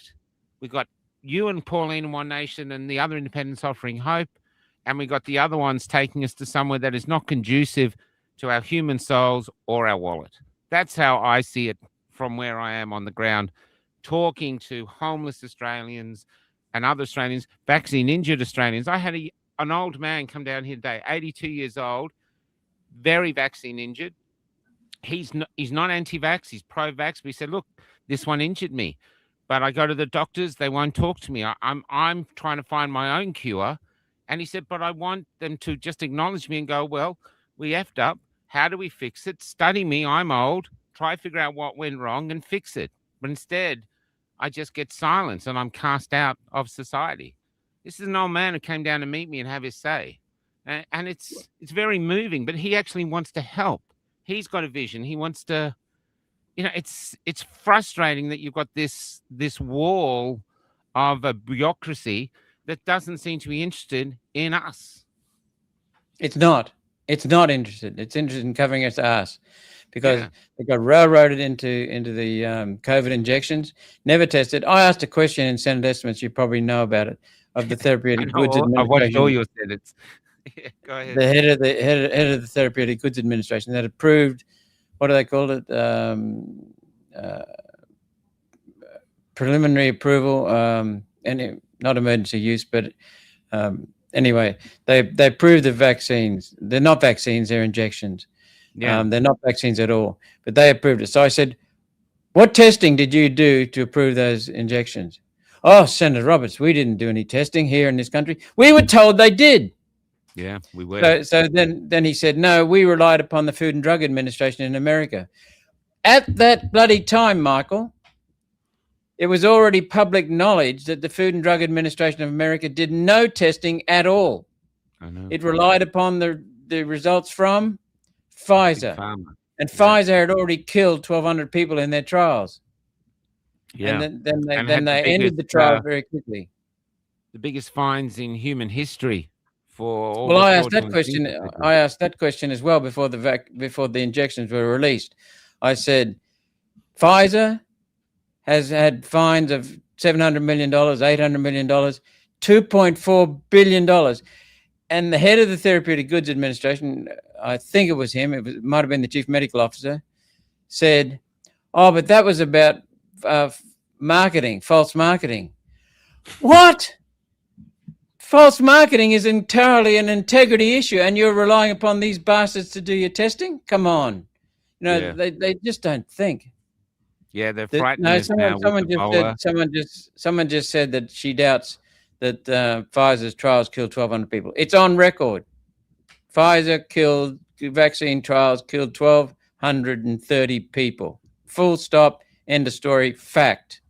And then what they did was they said to the unvaccinated, in the trial, it would now be immoral to not give you the vaccine. So they deliberately injected everyone so you couldn't get any further results. Yeah, that's right. You couldn't tell with the placebo from the ordinary people. Yeah. I know that it's the whole thing. I mean, as far as I can see, COVID was a Pearl Harbor attack. It's almost like it's changed our lives completely. People say it's behind us, but I say there's before COVID and after COVID. Australia has changed. A perfect example is we used to love Paul Hogan. I mean, we used to adore Paul Hogan. He was like our ambassador to the world. We used him as our ambassador to the world. He sold Foster's, and he had this great thing saying, what did he say? Throw another shrimp on the barbie. Which I never actually heard anyone say before him said it, but suddenly it's very Australian, where now it's like, and throw your neighbor under a bus. It's like suddenly it's okay to dob people. It goes against the fundamental of who we are. And I think, like you say, I think the reason they got away with it is people are caring. When they sold the propaganda, save your community, I think people said, yeah, I'll do that. I want to save, we look after each other. We're a group. But Granny's going to die. Yeah, Granny's going to die. But what we couldn't get past, what a lot of people can't get past, is what you say now everywhere. The government doesn't care for you. And I think a lot of people are stuck there. They can't believe the government doesn't care, but the evidence is overwhelming now. Michael, there were 30,000 excess deaths due to the COVID shots. 30,000. We know that for a fact. We also know that in WA, Western Australia, and in Queensland, the COVID shots arrived in those states before the virus did. Mm. So we know that the deaths are attributable to them only, to Yeah. those shots. But we know from statistics that 30,000 excess deaths due to the COVID shots, we could see it going above the normal limits of variation. Things vary within normal range. And they went outside that and stayed outside that for years. And they still occasionally go outside that, and we still know that people are dying from the shots. We know that for a fact. It's not just Australia, it's other countries know that. I'm still interviewing them. Myself, Rosemary Marshall, George Keswick. There's a group of people still interviewing these vaccine-injured people, and people tell us, oh, this is over. But I interviewed, I think a few months ago, a father who was working in the health industry. His 21-year-old son had to have a heart transplant because of myocarditis. He was a big, strapping, healthy young Australian. Now he looks like a Changi prison thing. And he's trying his best to get better. He wants to be positive, which I really admire. But the state did this to him. I interviewed another man in Bendigo, 5 kids. 3 of them now are on pacemakers for the rest of their lives. Pacemakers because of Pfizer, all different shots, all different batches. And he wanted to talk to me, but he feels hopeless. He looks like, okay, we've got to make the best of it now. And when in actual fact, the one thing these people want is acknowledgement. These 30,000 people deserve acknowledgement. If COVID was a war, then these people are the victims of that war. We've got shrines to everyone else who fought and died in war. So why aren't we building shrines to those who basically were injured and died in the COVID debacle, doing what the government told them to do? No, I've got to answer a question here from Jan Murphy. Is that 30,000 COVID deaths in Australia, Senator Roberts? No, Jan, it is 30,000 plus excess deaths due to vaccine or injection injuries. That's what that 30,000 is. We know that for a fact. The other thing is, I do not take any interest in whether someone's had made a decision to get injected, whether they were forced to get injected, whether they didn't get injected. We were all the target of the world's greatest propaganda campaign ever. Yeah. And you were told that Granny will die if you don't take a shot. And because you care, you took the shot. That's the only reason. They preyed on your care, just like Al Gore in his movie preyed upon the care. Yeah. And they fell victim to the world's largest propaganda campaign. It was never tested. It was known to be faulty, and it is now coming out and more. The other thing I mentioned, why? Same old things. Control and wealth transfer. Control of the population. They brought in they took away many of our human rights. They took away many of our freedoms, basic rights. And they also got $18 billion from our government for nothing. For nothing. $18 billion. $18 billion went to Big Pharma. Well, I'm trying to interview Clive because I want to document what happened with all the hydroxychloroquine that he purchased that they destroyed. I think that's this great crime, Oh, it is. It's staggering. Well, ivermectin, as you well know, Michael, is a proven, safe, essential, effective. Won a Nobel Prize. Accessible. It's been handed out in 4 billion doses around the world. Yeah. The countries that had ivermectin in use for preventing parasites were not affected by COVID. India, the state of Uttar Pradesh, was it? I'm not sure. That state decided to hell with the UN. They're going to use ivermectin. They stopped it overnight, basically, just within days.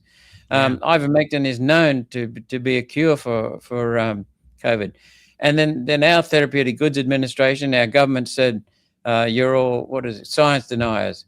Well, Pierre Corey, who was suspended in America for talking about ivermectin, promoting ivermectin, he's got 100 papers, peer-reviewed scientific papers, that prove ivermectin is effective, safe, and even if it hadn't been effective on COVID, why the hell wouldn't you try it when it's safe? It's been given in 4 billion doses. And the only side effect is sometimes, very rarely, headaches, mild headaches. I mean, it's a no-brainer. But why did they ban ivermectin? Why did they demonize it, calling it horse paste? Because while ever they have ivermectin as a proven cure, they wouldn't been able to put the injections into that emergency use. That's Yeah, they it. wouldn't be able to roll it out. I know you've got to go soon. I just have I'm enjoying sorry. this. Let's keep going. Oh, great. I've got one big question. But the other thing here is when I was talking to this, when I talk to lots of people, I mean, I talk to even doctors now. I've interviewed doctors who've stopped being doctors because they don't want to work under APRA. And I Good think, people. yeah, I want to speak from I think a normal person. Say you're my doctor. What I want from my doctor is someone I can trust to tell me the truth, unedited. Excuse me, just a minute. Jane Dem has really nailed a very important point. She said, I was brought up, we don't sacrifice the young for the old. The old have lived a life and the young are just starting. Every animal in the animal kingdom and every piece of our history shows that the old will sacrifice themselves for the young. We did the reverse in this country and in America. We sacrificed the young for the old. It was a complete lie. Keep going, mate. I know, but I actually interviewed grandmothers who've actually said, don't touch us, forget about us, protect the young. I mean, basically, how they were selling it was like if we were the Titanic was sinking now, forget about the women and children, get the nursing home residents into the lifeboats. I mean, it just doesn't make any sense. But, um, but what we want, say you're my doctor, what I want is I want you to be someone who'll tell me the truth no matter what it is. You tell me the truth. And then if you find something in me that, I've been injured by vaccine, I think that's a vaccine injury. You are under no fear of losing your jobs. You can say, hey, guys, look, we've got a problem down here at the coalface. I'm seeing a lot of injuries from this vaccine. Maybe we should recall it. That's how we want the system to work. But we now know, because, well, people like me have interviewed all the doctors who've been deregistered for questioning the vaccine. We all now our doctors are gagged. You're no Yep. longer in the room with a surgery with a doctor. You're in the room with a doctor and APRA. And so what are your views on APRA moving forward? Because from what I'm talking, people I talk to, we don't see any use for them except to gag our doctors and protect big pharma's products. And that goes against health. That goes against medical independence. No, you made a perfect summary. APRA is useless. APRA is actually dangerous. APRA is stifling health in this country. APRA is stifling doctors in this country. You go to medical school for what, 7 years, 5, 6, 7 years by the time you finish your internship. You come out.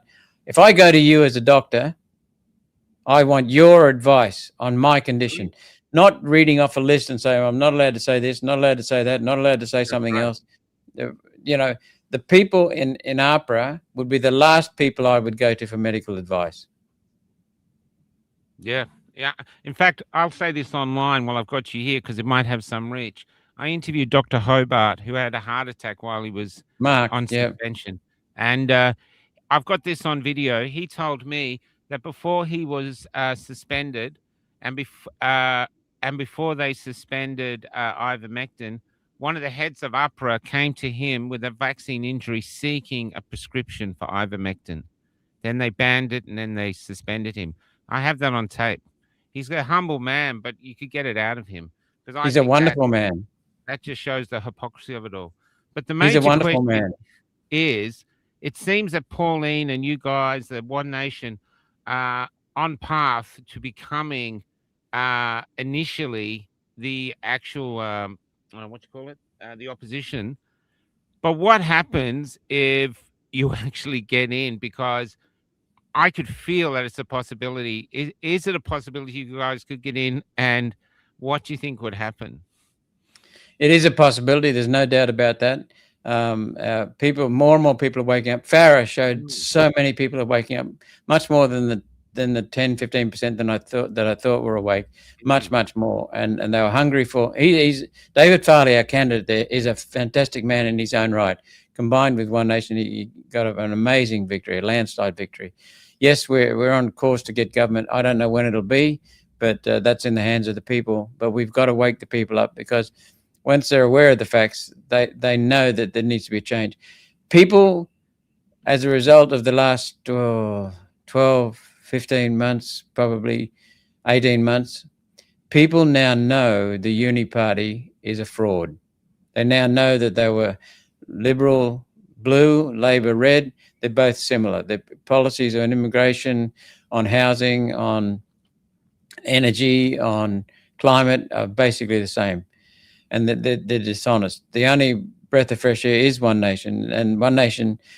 The thing is that we are made up of people who are everyday Australians, rather than have bureaucrats and people who've come up through the ranks of the party hacks and academics running the country, following orders from overseas. We would be far, far better to let everyday Aussies have a go. It's like you guys are at the forefront of I call it the tsunami of common sense. Everybody's I like going, that. we've had enough. And the tsunami of COVID came in, but there's always, it goes out, and it's the tsunami of common sense. We've had enough.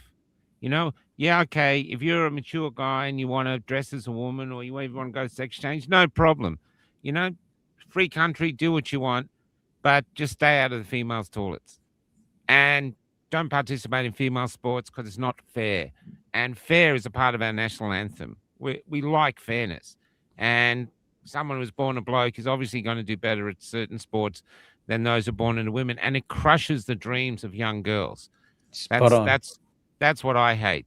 Our young women have a right to pursue their dreams and compete against other biological women, not against young guys who are confused. It's not fair. Right.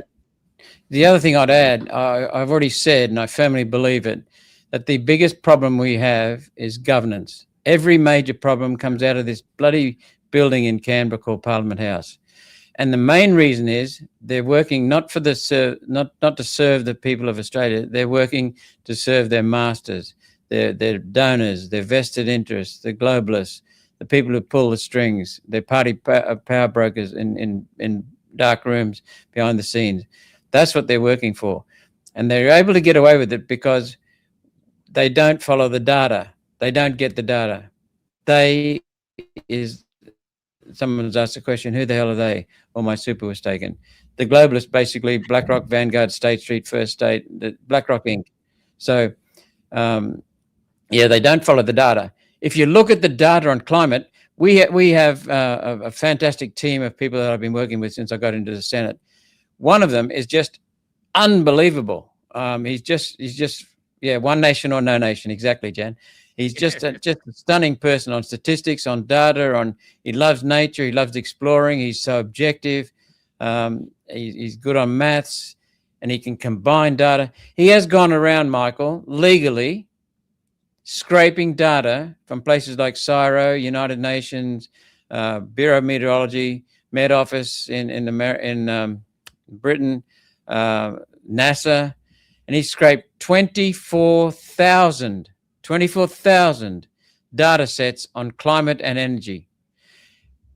The climate ones show not one change in climate, just natural variation or cyclical variation every 40 years. The Central England temperature record, which is completely independent, shows 40-year peaks, 40-year troughs, 40-year peaks, 40-year troughs for ever since 1659 or whenever it was, the longest temperature record. There is nothing happening in climate anywhere in the world that indicates a change, just natural inherent variation. What they do is when you have your 40-year peak, they look at the last 10 years and they say, oh, it's increased in temperature. But they don't show the next 10 years going down. Then they show the next 10 years going up. And they talk about global warming. And then they make up stuff. Then you see pictures of fires. You see pictures of storms, which have been entirely natural. And then they say, this is climate. And it's just indoctrination. Indoctrination. And if you're a child who's 15 now, you've had 10 years of indoctrination at school, being told that the climate is your fault and that every blip you see is a change. It's not a change. It's just natural inherent variation. So they don't use the data. They make shit up completely. And then they say, on that, we should have this policy. On that, we should have this policy, this law, this law. And COVID is going to kill you. And there's no evidence for COVID being, that's another question I asked of Therapeutic Goods Administration, the Chief Medical Officer, and the Department of Health, Secretary of the Department of Health back in 2021, was it? Excuse me.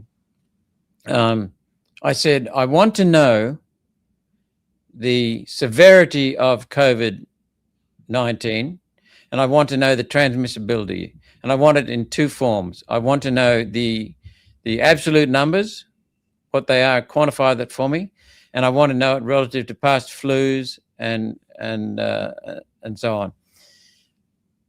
And for once, I got a phenomenal answer. I got a graph. Looking at it from your way, it'd be like this. I got a graph, severity up here, and various years along here since the Spanish flu. Okay, they had a line dividing into thirds: high severity, medium severity, low severity. Guess where COVID was? I reckon right at the lowest of the low. It was low to moderate. Now, if there wasn't high severity, yeah, we were told it was high severity. It wasn't high severity. It was low to moderate. Now, if you think about it, low to moderate encaptures all the people of Australia. So that means it was moderate for the most susceptible, which would be the elderly, the immune compromised, the vulnerable. Healthy people had nothing to worry about. But the whole world was turned upside down because of that, and we were told all kinds of lies. And then the transmissibility was nothing unusual either. And there were past flus that were more severe than COVID. Past flus. So this is what lie we were told, and yet when you ask them for their modelling is rubbish too. Someone just put it up there. That's correct. The modelling was complete garbage. It was put out by a man, Neil, someone or other, Ferguson from the UK, who had a terrible record for modelling, and he was completely proven wrong. And he's the bastard who broke the rules in Britain for escaping curfews, lockdowns. I remember that, the parties. And then we have lockdowns. Moving away from the data, myself, Hoodie, John Larder, several other people, we're a part of the group. Fraud is fraud, whichever way you slice it, says Linda. Yes, keep going. But we're a part of the group that didn't take it. Now, we're very well connected to our community everywhere. We've heard of no one in our unvaccinated community who died of COVID. And what we do is we go to gatherings, and I had, Dr. Phil Altman. So yes, wonderful man. About 300 people, and I said to him, do these two questions. Say to the audience, stand up if you know of anyone who just died of COVID. Nothing else, no extra just COVID. One person might stand up, usually no one. And then go, stand up if you know of anyone who's been injured or killed by the vaccine, and the entire room stands up. We've done this about 5 times all over Australia, always the same result. You don't need a graph. Just ask the people, and the room will rise up. And you film it. Now in America, they're doing it in America. Nick, the McCulloch, we interviewed the McCulloch people. Nick Hilscher? Yeah, Nick Hilscher. We've interviewed him 2 or 3 times. Great guy. He's doing good. it over there in America now. Same result.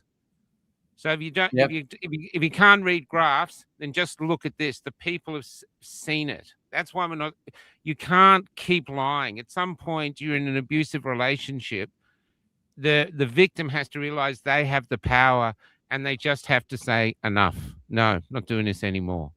And then the the abuser can't do it. And at the moment, we're in an abusive relationship with our politicians and the country.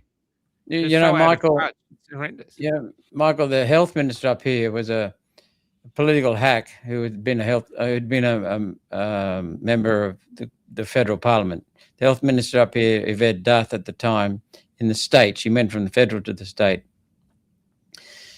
I was listening to her at a press conference, and I was driving along in the car, and she said, brought in new rules. This was, I can't remember the year it was, 2020, early 21, whenever, at the height of the madness.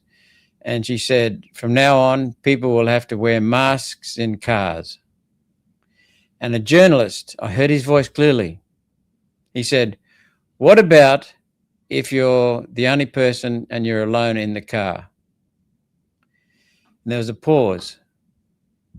Yes. She had no clue. She just decided on the I spot. know.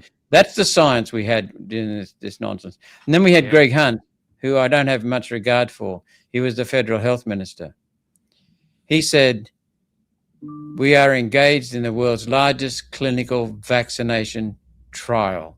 Yeah. They had not done the Incredible. testing. They had not done the testing, yet they rolled it out, emergency use in America. Well, provisional authorization, I think, was the word in this country. Regardless, it was temporary, and then they had so many injuries, and then there's that AstraZeneca ruling, and they withdrew them Yeah. from the court in America, in Britain. I mean, it was just insane. It was Yeah, worse it than was. insane. It was inhuman. It We was we inhuman. have a joke that usually we test stuff on mice. You know, when they say, "Oh, we got a cure for Yeah, cancer," and then they go in mice, and we have a joke that this was the first time that the mice paid for the experiment, the trials, yeah. and they decided to trial it on humans first because they weren't dumb enough to take it. And then at the end of it, they said, "No, we'll be fine with our immune system. Thank you very much."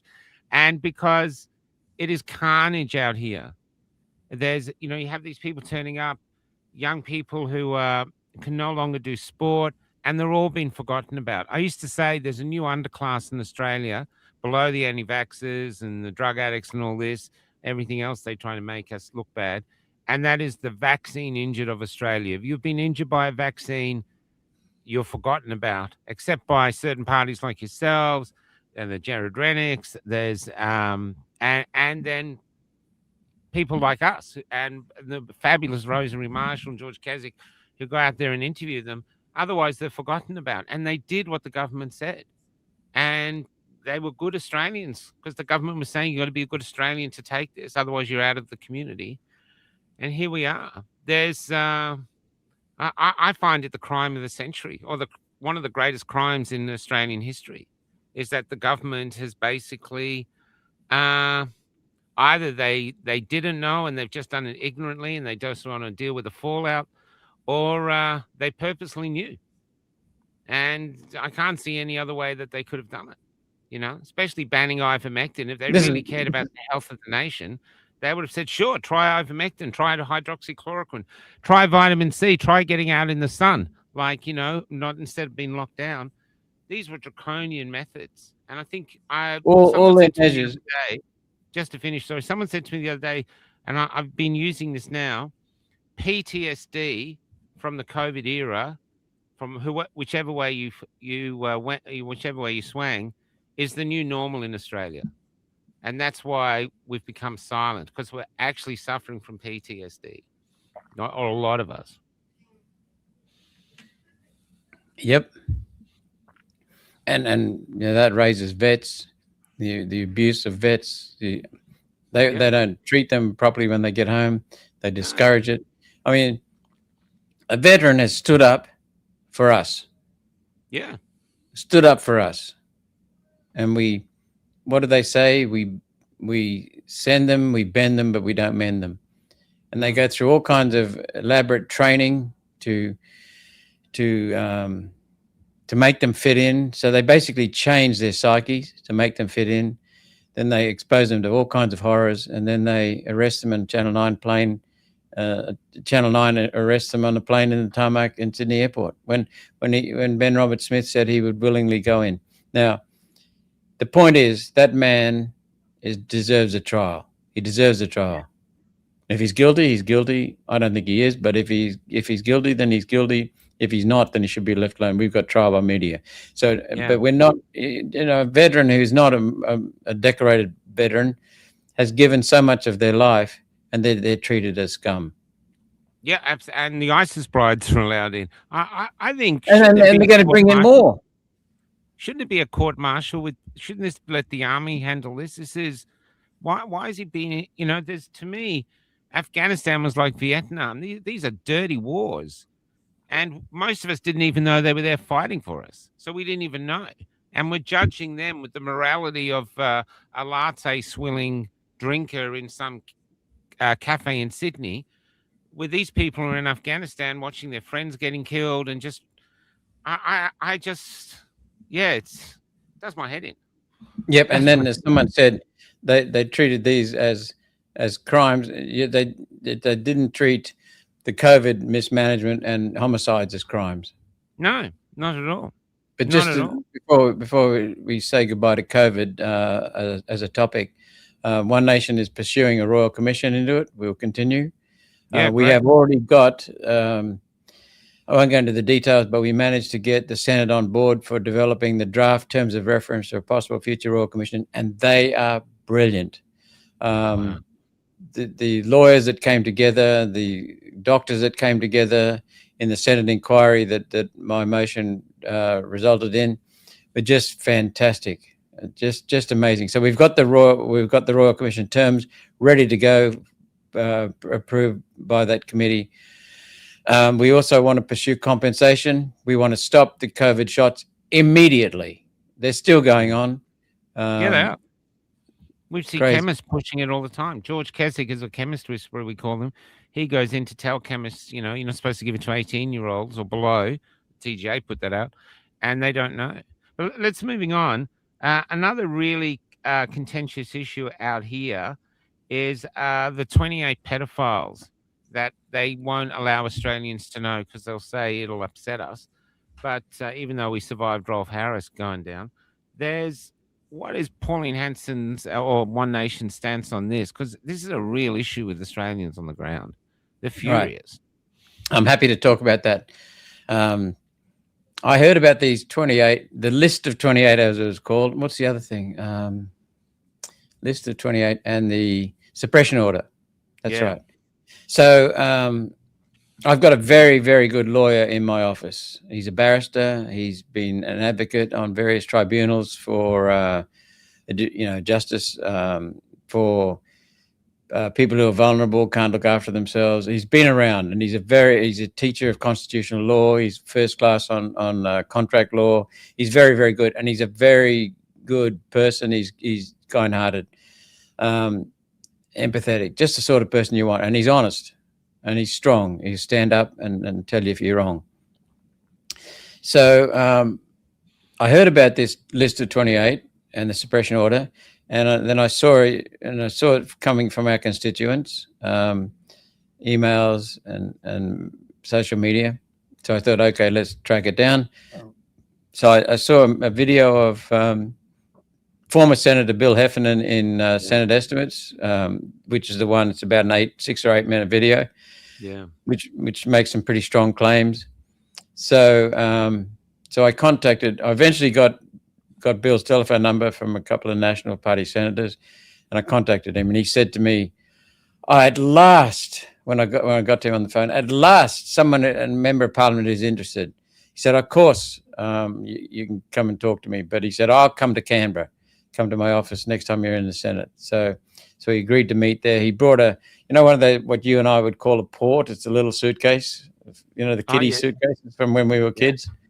He brought one of them full of materials, and we got talking with my barrister in the room, and he said, it'll take a while to through them all. So how about if I get together with the barrister? We agreed that he'd get together with the barrister at a place in Canberra, and on a next trip down to Canberra. And that happened. And my barrister came back to me at the end of the day, and he said, there are definitely documents there. There is a problem, but the document itself with a list of 28 is inadmissible in court. You can't track it down. It's got no signatures on it. It's completely useless. Wow. So I then spoke with Bill, and Bill agreed with that. Bill said there's no hard evidence of those 28 names. And it is correct that there is a former Prime Minister whose name is on that. Long time ago. No one who's currently alive, long time ago. That is correct. The Wood Royal Commission was not a federal Royal Commission. It was a New South Wales State Royal Commission. There are no suppression orders in place at all. So nothing can be used in that. So what I mentioned all those conclusions from our barrister to Senator Heffernan with the barrister present, and he agreed. And then I said, and this is not a reflection what I'm about to say on Bill Heffernan, and I said, how about you and I make a video explaining that to people, because we can't have people jumping up and down about something that's not right. And he said, I'd rather not, because I could get sued for defamation. So I made a short video. One of my staff, who's also a graduate lawyer, he tracked down off his own bat a site on the internet where they'd done a lot of research on this list of 28, and they came to exactly the same conclusion we came to. And so we took a lot of that material, put it on our website, and then I made a video explaining it all. And when I explain that in public, people get it. That's not where it stops, though, because murder is a heinous crime. Mm. Rape, in my opinion, is a worse crime because the person has to live with it. Pedophilia is a worse crime because it's bloody obvious. A child is obvious, wrecked by it, and so for life. Or some people I've met, victims of pedophilia, are actually strengthened. They emerge from it pretty strong as adults, but that's pretty rare. But there's better ways of strengthening ourselves than that. But what was I going to say? Yeah, so I approached the Labor Party Attorney General Dreyfus about expanding this is before it came into place, the National Anti-Corruption Commission, which is now in place, expanding that to include judges, senior bureaucrats, and senior police. And he said, no, he'd rather get the one against politicians first and then come back and do the others. And I said, fair enough. And then I called the Labor Party sometime later, and I was convinced that they're genuine. It hasn't been done, but the Attorney General has been changed. So what we're concerned about is there's nothing in the list of 28 that gives us any evidence. It's not admissible in court. There's no suppression order. The Wood Royal Commission was the New South Wales State Royal Commission. So we can't use any of that, but we are working on getting National Anti-Corruption Commission for judges. So why is there, if it's inadmissible, is this why there's it's not signed, it's not proved. Law against reading them out then? Well, I think you could get sued because there's nothing to back up. There's nothing there that says these guys are pedophiles. Nothing. There's no proof. Yeah. So if I were to read it out, I'd get sued. Get done for defamation. Possibly, yeah. It's interesting. Yeah. It's interesting that Bill and I agreed that there is a problem with pedophilia. It's obvious. With senior people, some senior people, it's a scourge. It's the worst crime you can possibly commit, but we need to do something about it. But it's in the senior levels of politicians, bureaucrats, judges. People have known that for years, but they're powerful. So, but we'll continue to pursue it. I got one other question. I was only supposed to get you for now, so I feel really. It's fantastic. I got you for more. I've actually been hanging out to talk to you. There's, I do this to young people now, and it hits them like a hammer. I say to them, let's pretend you're 20 again, and you've just met someone you think could be your future partner, and you're going to a restaurant to maybe ask her to marry you, and you're sitting there in the best restaurant you can afford. You're going all out. And I'm the waiter, and I come up and I say, listen, sir, before you order, you have to know that those people that sat at the table for you, they dined out, mate. They had lobster. They had champagne. They just went all the way. They had caviar. We had to fly it in. I mean, forget it. They partied. Unfortunately, they couldn't afford the whole bill. So we're going to have to get you to pay the shortfall before you order your own food. So rather than looking at the front of the menu with the expensive items, if you look at the back page, there's things like bread and water, porridge and stuff like that you probably be able to afford. Now, I say to the young people, would you pay their bill? And they look at me for ages because they know it's a trick. And they go, no, of course I wouldn't pay the bill. And I go, why are you paying the national debt? And it hits them. How can we, as a generation, and we're sort of in the same generation, how can we, with integrity and good conscience, sitting on this country with all this mineral wealth, leave $1.3 trillion, I think it is now, debt to our next generation, how can we do that and call ourselves decent Australians? Right. I'll answer that question. in a minute, but someone flashed up on the screen there. Mentioned a lady's name. I won't mention it just in case I get it wrong. Didn't stop her. The threat of defamation didn't stop her. It's not so much the threat of defamation. I have Senate privilege, parliamentary privilege. I could read that list of 28 out tomorrow, and I didn't see the list, by the way. It was entirely with my barrister. I could read those names out. There it is, Fiona Barnett. Yep. Okay. I could read that list of names out, and I'd have nothing to touch me, because what I say in the Senate, not outside the Senate, but what I say in the Senate on parliamentaries in the chamber, it protects me from being sued. But I wouldn't do that because, as I mentioned, the fact is that there's no evidence. There is no evidence. There's a list of 28 names, but they're not signed by anyone. There's no proof. There's no evidence of what they did. Nothing at all. I wouldn't do that to them because it might be some innocent people on the list. There are times when I feel like reading something out in Parliament under parliamentary privilege, but I won't do it unless it's the truth. I don't abuse that privilege. It's a privilege, so that's why. So now your question about the debt. The circumstances around the debt, about half of it was formed by the Morrison government, COVID. Half of it. So we've got over $500 billion just in Scott Morrison. Yes. And this is the printing money. Yes. So we talked a little while ago about, well, I was going to raise my 8 keys to, you talked about freedom. I didn't answer your question. That's right. You talked about the importance of freedom. I've got a list of 8 keys or 8 steps to human progress that I just put together many years ago. The first one is freedom. And that is the freedom to think, the freedom of belief, the freedom to live. Because if you don't have the freedom to live, nothing else matters. Freedom of speech is not worth anything. Freedom to live. Freedom of association, freedom of belief, freedom of thought, freedom of initiative, freedom of creativity, freedom of in exchange with other people, freedom of sharing ideas, the freedom to speak what we think. That freedom is extremely important, and here's why. By ourselves, even Arnold Schwarzenegger, or the strongest person in the world, is nothing next to a tiger. A tiger can kill us like that, just like that.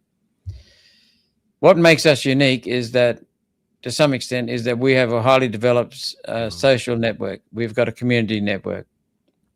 So we can work together. So 10 of us could get together, even little old me could get together and kill a tiger and eat the bloody tiger, okay? So that's one thing, our social, our community. Second one is our language, which enables us to socialize and to work as a team. That's rare. And no one else has got that developed as we have. Dolphins can talk, or can communicate, whales and a few other animals, monkeys, crows, etc. But the other thing we've got that no other species got is reasoning capability. But you combine those wonderful traits and you combine that innate human care for the planet, that innate human care for the environment, for each other, and you might come up with an idea, and it's a wonderful idea. And you convey it to me through talking, and I go, wow, and I blow it out of proportion and really enhance it. And someone else down the street gets hold of the idea and says, I know, that would solve this problem, this problem, and this problem, and I can make some money on the side out of that. So that's how human progress is developed. And if you have it, look at the socialist countries, the countries with totalitarian control, their human progress is negligible. Even China had to free the people up to some extent to get that human progress, and that they've moved ahead. Okay, the second key to human progress is rule of law. Because if you have that great idea and we make something of it, and then someone comes along and steals the proceeds or steals the proceeds of it, well, why should you work for it? So the rule of law is to protect property and protect life. The third one is stable constitutional governance, or continued constitutional governance, so that if the prime minister gets voted out, we elect a new prime minister, and we don't have an upheaval or a revolution. We have a stable transition. That means that if you work now, even if Labor comes in, you'll have a more stable form of you'll have an ongoing stability.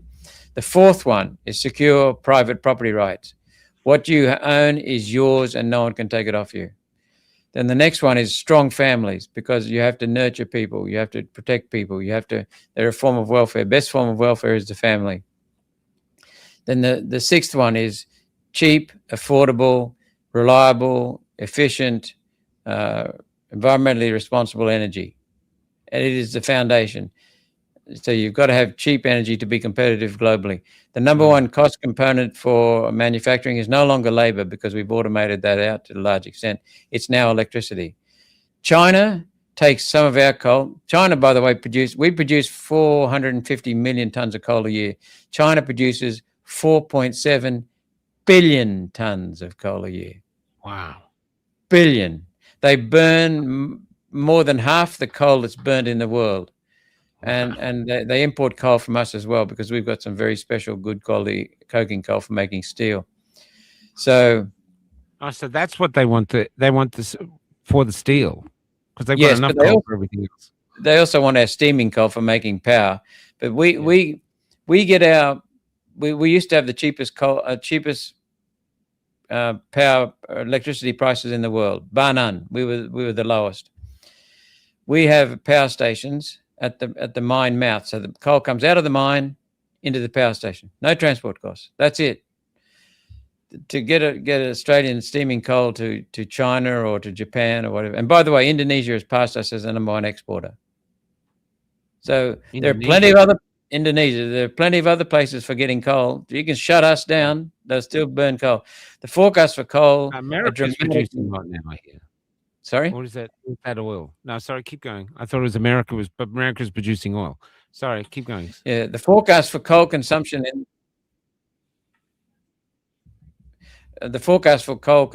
and production in 40 years are way, way higher than today. Way, way higher.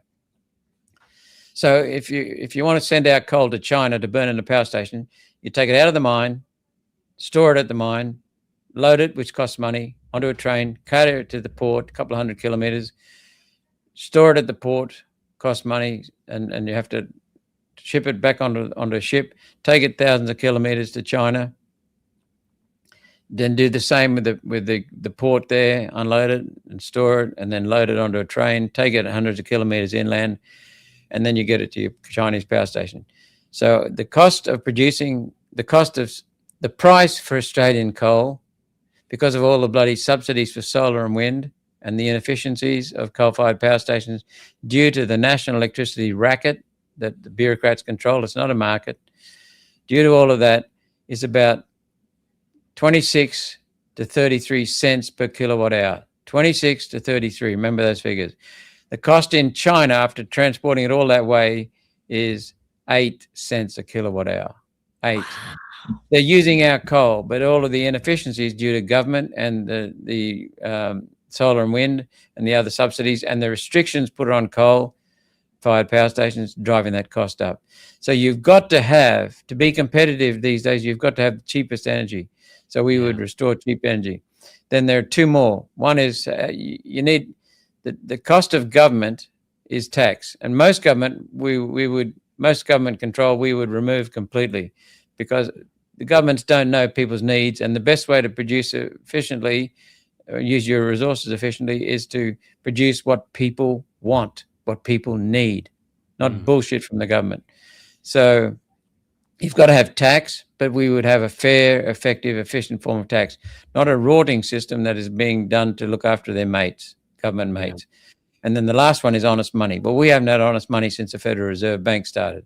It's printed. It's actually less than printed. 97% of the money is not in notes and coins. It's in electronic journal entries, which is just fabrications. That's all it is. And so that debases the currency dramatically. Inflation means a dramatic increase in money supply, not the increase in prices. But dramatic increase in money supply leads to increase in prices. So, because you've got more money chasing the same amount of goods.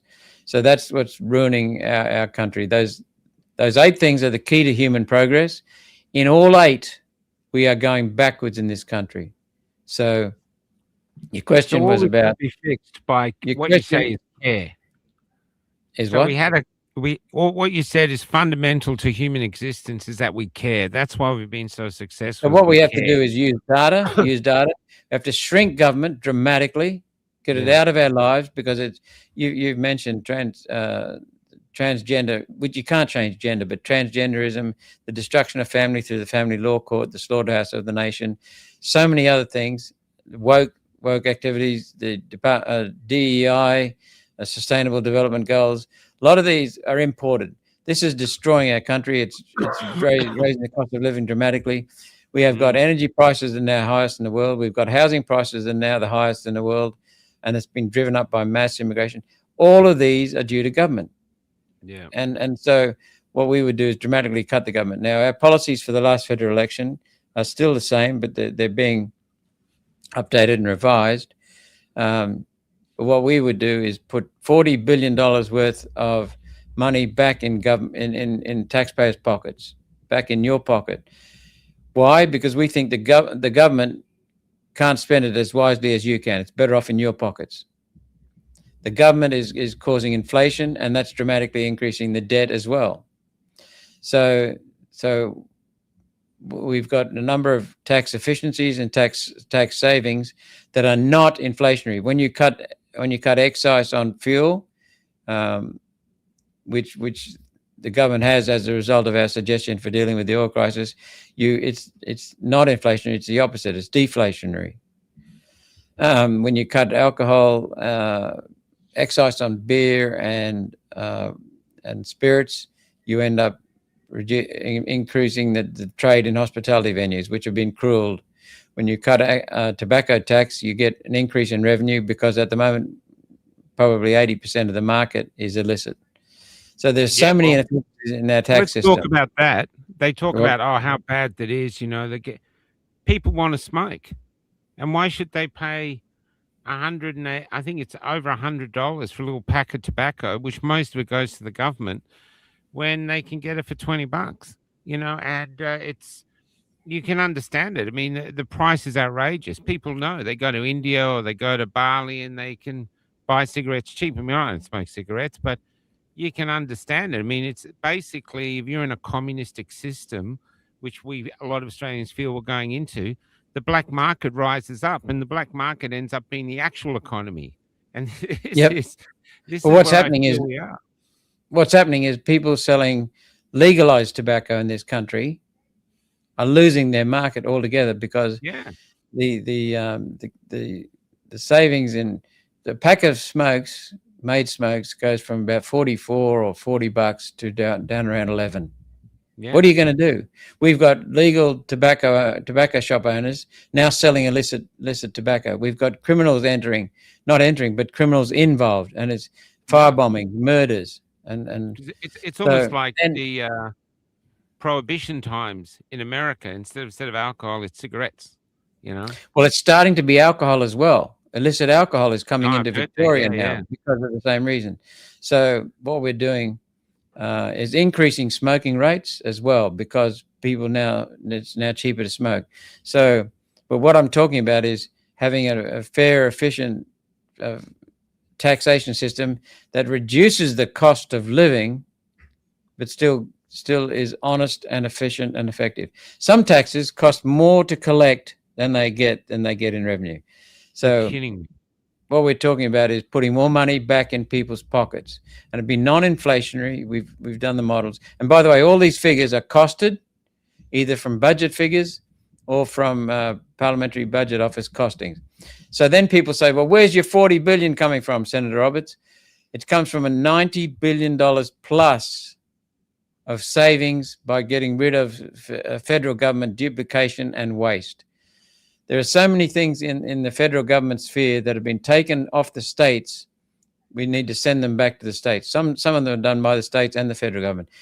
Shutting down the Department of Climate Change and Energy would save $30 billion a year plus.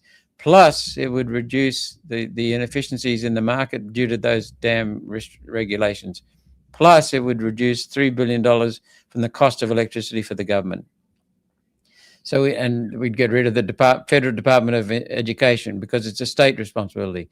The Federal Department of Health would dramatically shrink. We'd get rid of the TGA and put it into the Department of Health so that we can have access to parliamentary scrutiny over the Department of Health. Maybe we could fund it ourselves and not have Big Pharma fund it, so it could be independent. That'd be nice.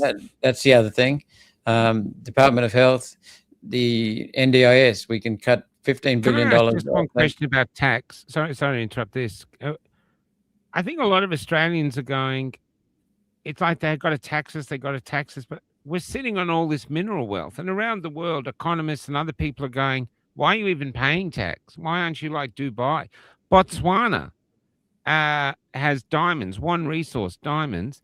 They buy their children houses when they're 21. If you want to go study anywhere in the world, they'll say, I met an African woman. She was 40. She was over here studying. Botswana paid for it because they want clever people. And they're using the resource from one resource, diamonds, to enrich the country. And we're sitting on all this mineral wealth, and not just oil, but there's oil, coal, gold, lithium, you name it. And so this is, I don't understand, as many don't understand, how possibly are we broke when we're sitting on all this mineral wealth, unless this mineral wealth has been pillaged by corporations or overseas corporations, and we're just being left with the cleanup bill. This is how we're feeling. Yeah. Yep, that's right. John Howard's Liberal National Party government gave our gas away when they approved North West Shelf contract. Bob Hawke is put in place the Petroleum Rent Resources Tax, which is not effective with gas. Well, Pauline's going to release a statement on our gas policy, and it'll be about getting more money out of them and also getting more control over them, because the Australian government has handed over control. So you're right.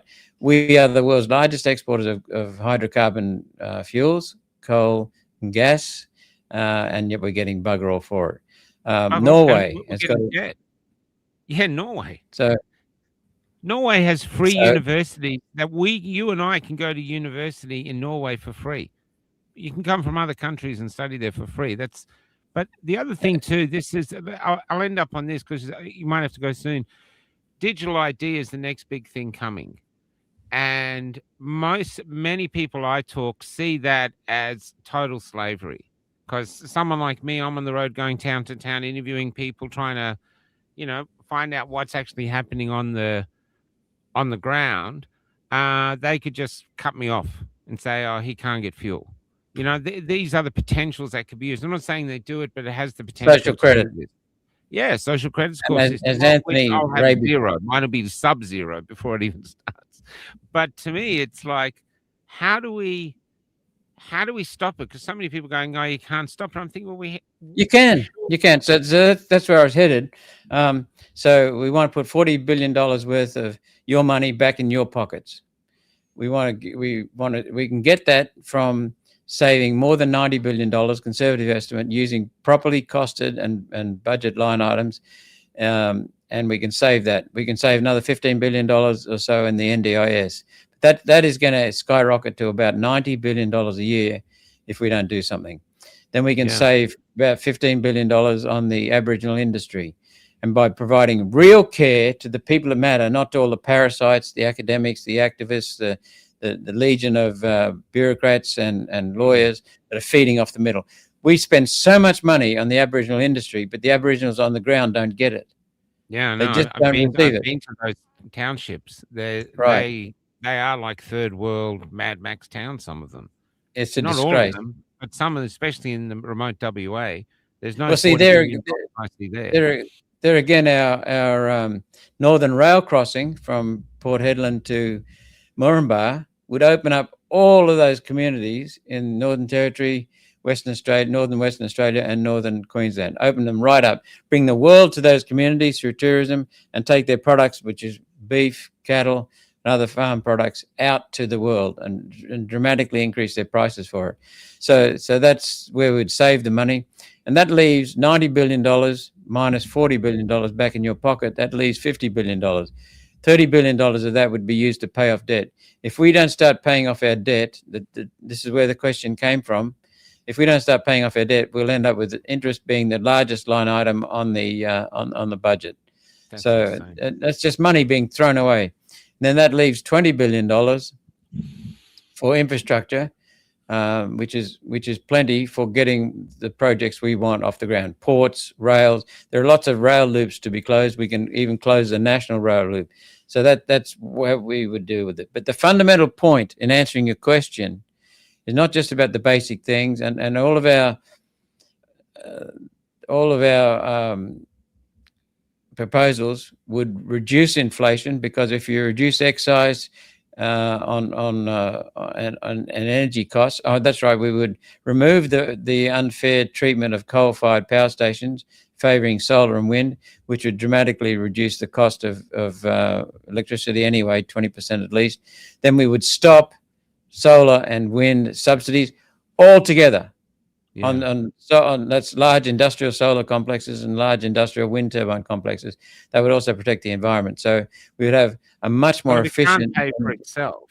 If it needs subsidies, it can't pay for itself. Then obviously it's not economically viable. Correct. Every country in the world which has a high proportion of solar and wind has a higher electricity price. Every country, Germany, Britain, France, have higher prices for energy. I don't know why the French, because they're using largely nuclear, but every country with a high proportion of solar and wind has higher electricity costs. So the other thing we would do is dramatically reduce, by what we've shut down, the intrusion of government into lives, and that saves government money. There's no such thing as government money. It saves taxpayer money, but it also gets the hell out of people's lives, and that puts in dramatic inefficiencies, and that would be even more savings for the people, because there'd be much more efficient economy. We've got to get government out of our lives and shrink it, especially central government. Okay, we better start wrapping up. One Nation is not pro-digital ID, by the way. Yeah, I didn't think you were. We led the charge against digital ID. By the way, I am opposed to government digital ID. I'm not opposed to Michael going out there and saying, I have a digital ID I'd like to sell you, and if you want to save money on carting papers around, but you leave it up to me to choose which digital ID service I want. We're not opposed to digital ID. It can provide many efficiencies, many savings, much speed, but we are opposed to government digital ID, because your government digital ID, combined with your government misinformation and disinformation censorship bill, combined with the under-16 ban, which is really a control of everybody using the internet, and your identity verification, which enables biometric use by the government of biometric data, that sets up exactly what you said a minute ago, which was a social credit system which could control your lives. And they've already said that they want to control our lives. Yeah, and this is why if it's voluntary, I don't have an issue with it, as long as it's absolutely voluntary. None of this bullshit where it's voluntary, but it's so arduous to do it without digital ID. They just making you want to go across. Fundamentally, I need to be clear on that, Michael. Right. I'm not saying a government digital ID that's voluntary. I'm saying no government digital ID. What I'm saying is that if you want a digital ID, you go to a company, the private supplier, and you choose which one you want. When you have a choice, you'll pick the one with the fewest security risks. You'll pick the one with the lowest cost. Can you choose Whereas with not the government, to? Sorry? Can you choose not to? Yeah, of course. Of course, but my point is, if the private companies offer it, then you'll have control over them. If the government does it, the government will have control over you. We cannot trust the government, because they're already in Queensland. They're saying, the state government under Labor was saying they must have digital ID to get their medical records. Yeah, I know. For coal mine employment. They're doing it a lot. They say it's voluntary, but we know how it works. They say it's voluntary, and then it's not. You need it to this, you need it to do that. Yeah. Even where we are now, you have to book online to do it, and it's all digital. There's no way to pay cash or anything for this campsite we're on now, which is annoying.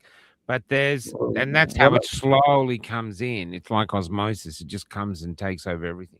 what We my don't have the wife and time. I do, what my wife and I do is we go to the bank and withdraw cash and pay for cash. Yeah, Pay that's with what cash. we do. Yeah, yeah. But the other thing, we don't have enough time to talk about this now because it's such a big issue. But the other thing that's really crestfalling our children and is the onset of AI, which is basically saying we're going to take all your jobs and you're just not going to work, so you can, be on universal basic income, sitting at home doing things.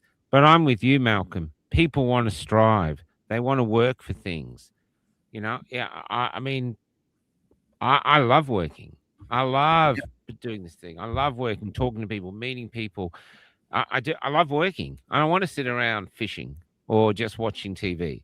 I want to strive to help my community in the way. Even if people disagree with my methods or my beliefs, I don't care. I'm here, and I've got a right to I've got a right to speak and a right to try fix things that I see are issues. Um, and so yeah, but that's what I know from talking to young people that are Excuse looking me, at this AI. Martin Taylor just put something up. Sure, it's fine. Voluntary is not voluntary when the government gets involved. Exactly the point I was making. Right. Exactly right, Martin. Yeah. Well, Senator, I want to thank you for your time. The Can I last thing I mention want one to more say. point? Go Can I ahead. mention Yeah, one more sure. point on that digital ID? I want to be very, very clear. I'm opposed to the government digital ID, completely opposed to it, because they will make it compulsory. But I am in favor of your right to get rid of carrying wieldy documents by selecting, if you want, a private digital ID provider, because then you will have control over which provider you select, and you'll force competition to be more secure and cheaper. The other thing is that the most insecure data in the world is government and big tech. 100%. Government and big tech. And Yeah. by putting digital ID together across departments in the government, it's a hacker's paradise because they can get in through one slip. Most of the most of the security breaches are due to human error. So if they get in one department, they then have everything together, all in all the data on you in one area. Yeah. And Hacker's AI is paradise. breaching all their things anyway. I saw AI did a major breach of some department, and it just needed one tiny little piece of code, and it got through there. So we don't have any defense of AI, and especially criminals getting behind AI. So it all seems crazy Yep. to me. I just want to finish on this though, and this is something you said initially. I think the reason people are gravitating towards One Nation, and we've all been watching it, is you give a shit. And you give a shit for us. You care for us, or you're constantly appearing like you're caring for us. And the government just virtue signals that they care, and we know they don't. And what I would love for a vision for the future is that we finally have an Australia where the foundation of Australia, our politics, or just the drivers of our economy, of our country, actually care about Australians themselves. And I don't mean white Australians. I mean anyone that's here that identifies as an Australian, that really wants to be a part of this evolving community, actually cares for us and not for their wallets and not for their hunger for power, just or not for some great globalist agenda, but for us. I think we can do more. We can be more beneficial to the world if we were more independent and egalitarian, and we're like a beacon of hope to the world that you can live in peace, you can live in prosperity, and you can actually be a good, decent, common sense, fair-minded people, like our national anthem says. It's possible, but but people have to give a shit. It's not just about standing up. It's a time to say, well, do you care or not? Because if you don't care, just go with Labor government into the abyss. But if you do care, then it's time to get active. Yeah, and care isn't. Thank you for the comments about One Nation caring. I can sincerely say we do. Remember though that care is inherent in most humans. In a few, it's not. So we've got to be careful. Perhaps Thomas Jefferson said it correctly. I won't use his exact words. I can't remember them, but he said, "Humans are wonderful. Democracy is the best form of government because it empowers people. But you've always got to have protection there for the rogues, and the rogues, unfortunately, are in Parliament." 100%. Malcolm, Senator, I thank you for coming. I've been looking forward to interviewing you for years, actually. This has been wonderful. I feel very privileged to have you on, and I wish you well going forward. And if you ever wish to come back on again, just let us know, and we'd be honored to have you. Happy to do so. Thank you very much. Thank you for being a good host. No worries. Take care. Okay, people? You too. See you later. Repost this everywhere we can. We'll send you the link for it as well. Okay, we'll repost it. Cheers. Thanks, Michael. No worries. Bye-bye.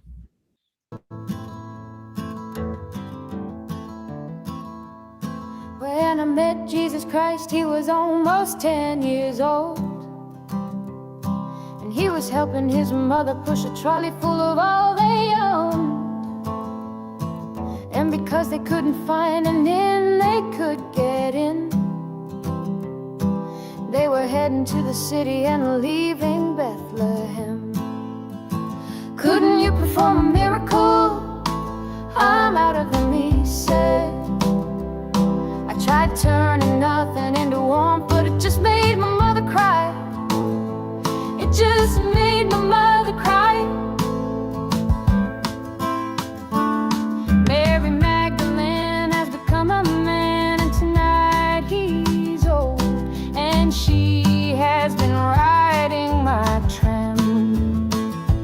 Now it's late and she's trying to sleep beneath a poster for a bank. Your dreams are important to us as it bathes her face in gold. Come give us your natural gifts, we make wealth from toil. Come pretend for history's page that we're advancing Australia fair. Let's pretend that we're all advancing Australia fair.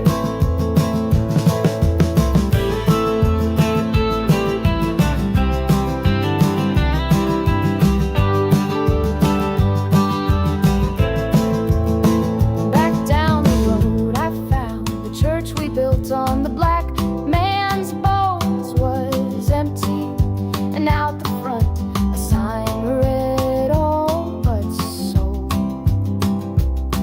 A sign read all but sold. And we all owe so much money, but to whom we're not quite sure. So head down, we just keep running along our fading golden shores. So head down, we just keep running along our fading golden shores. Come give us your name.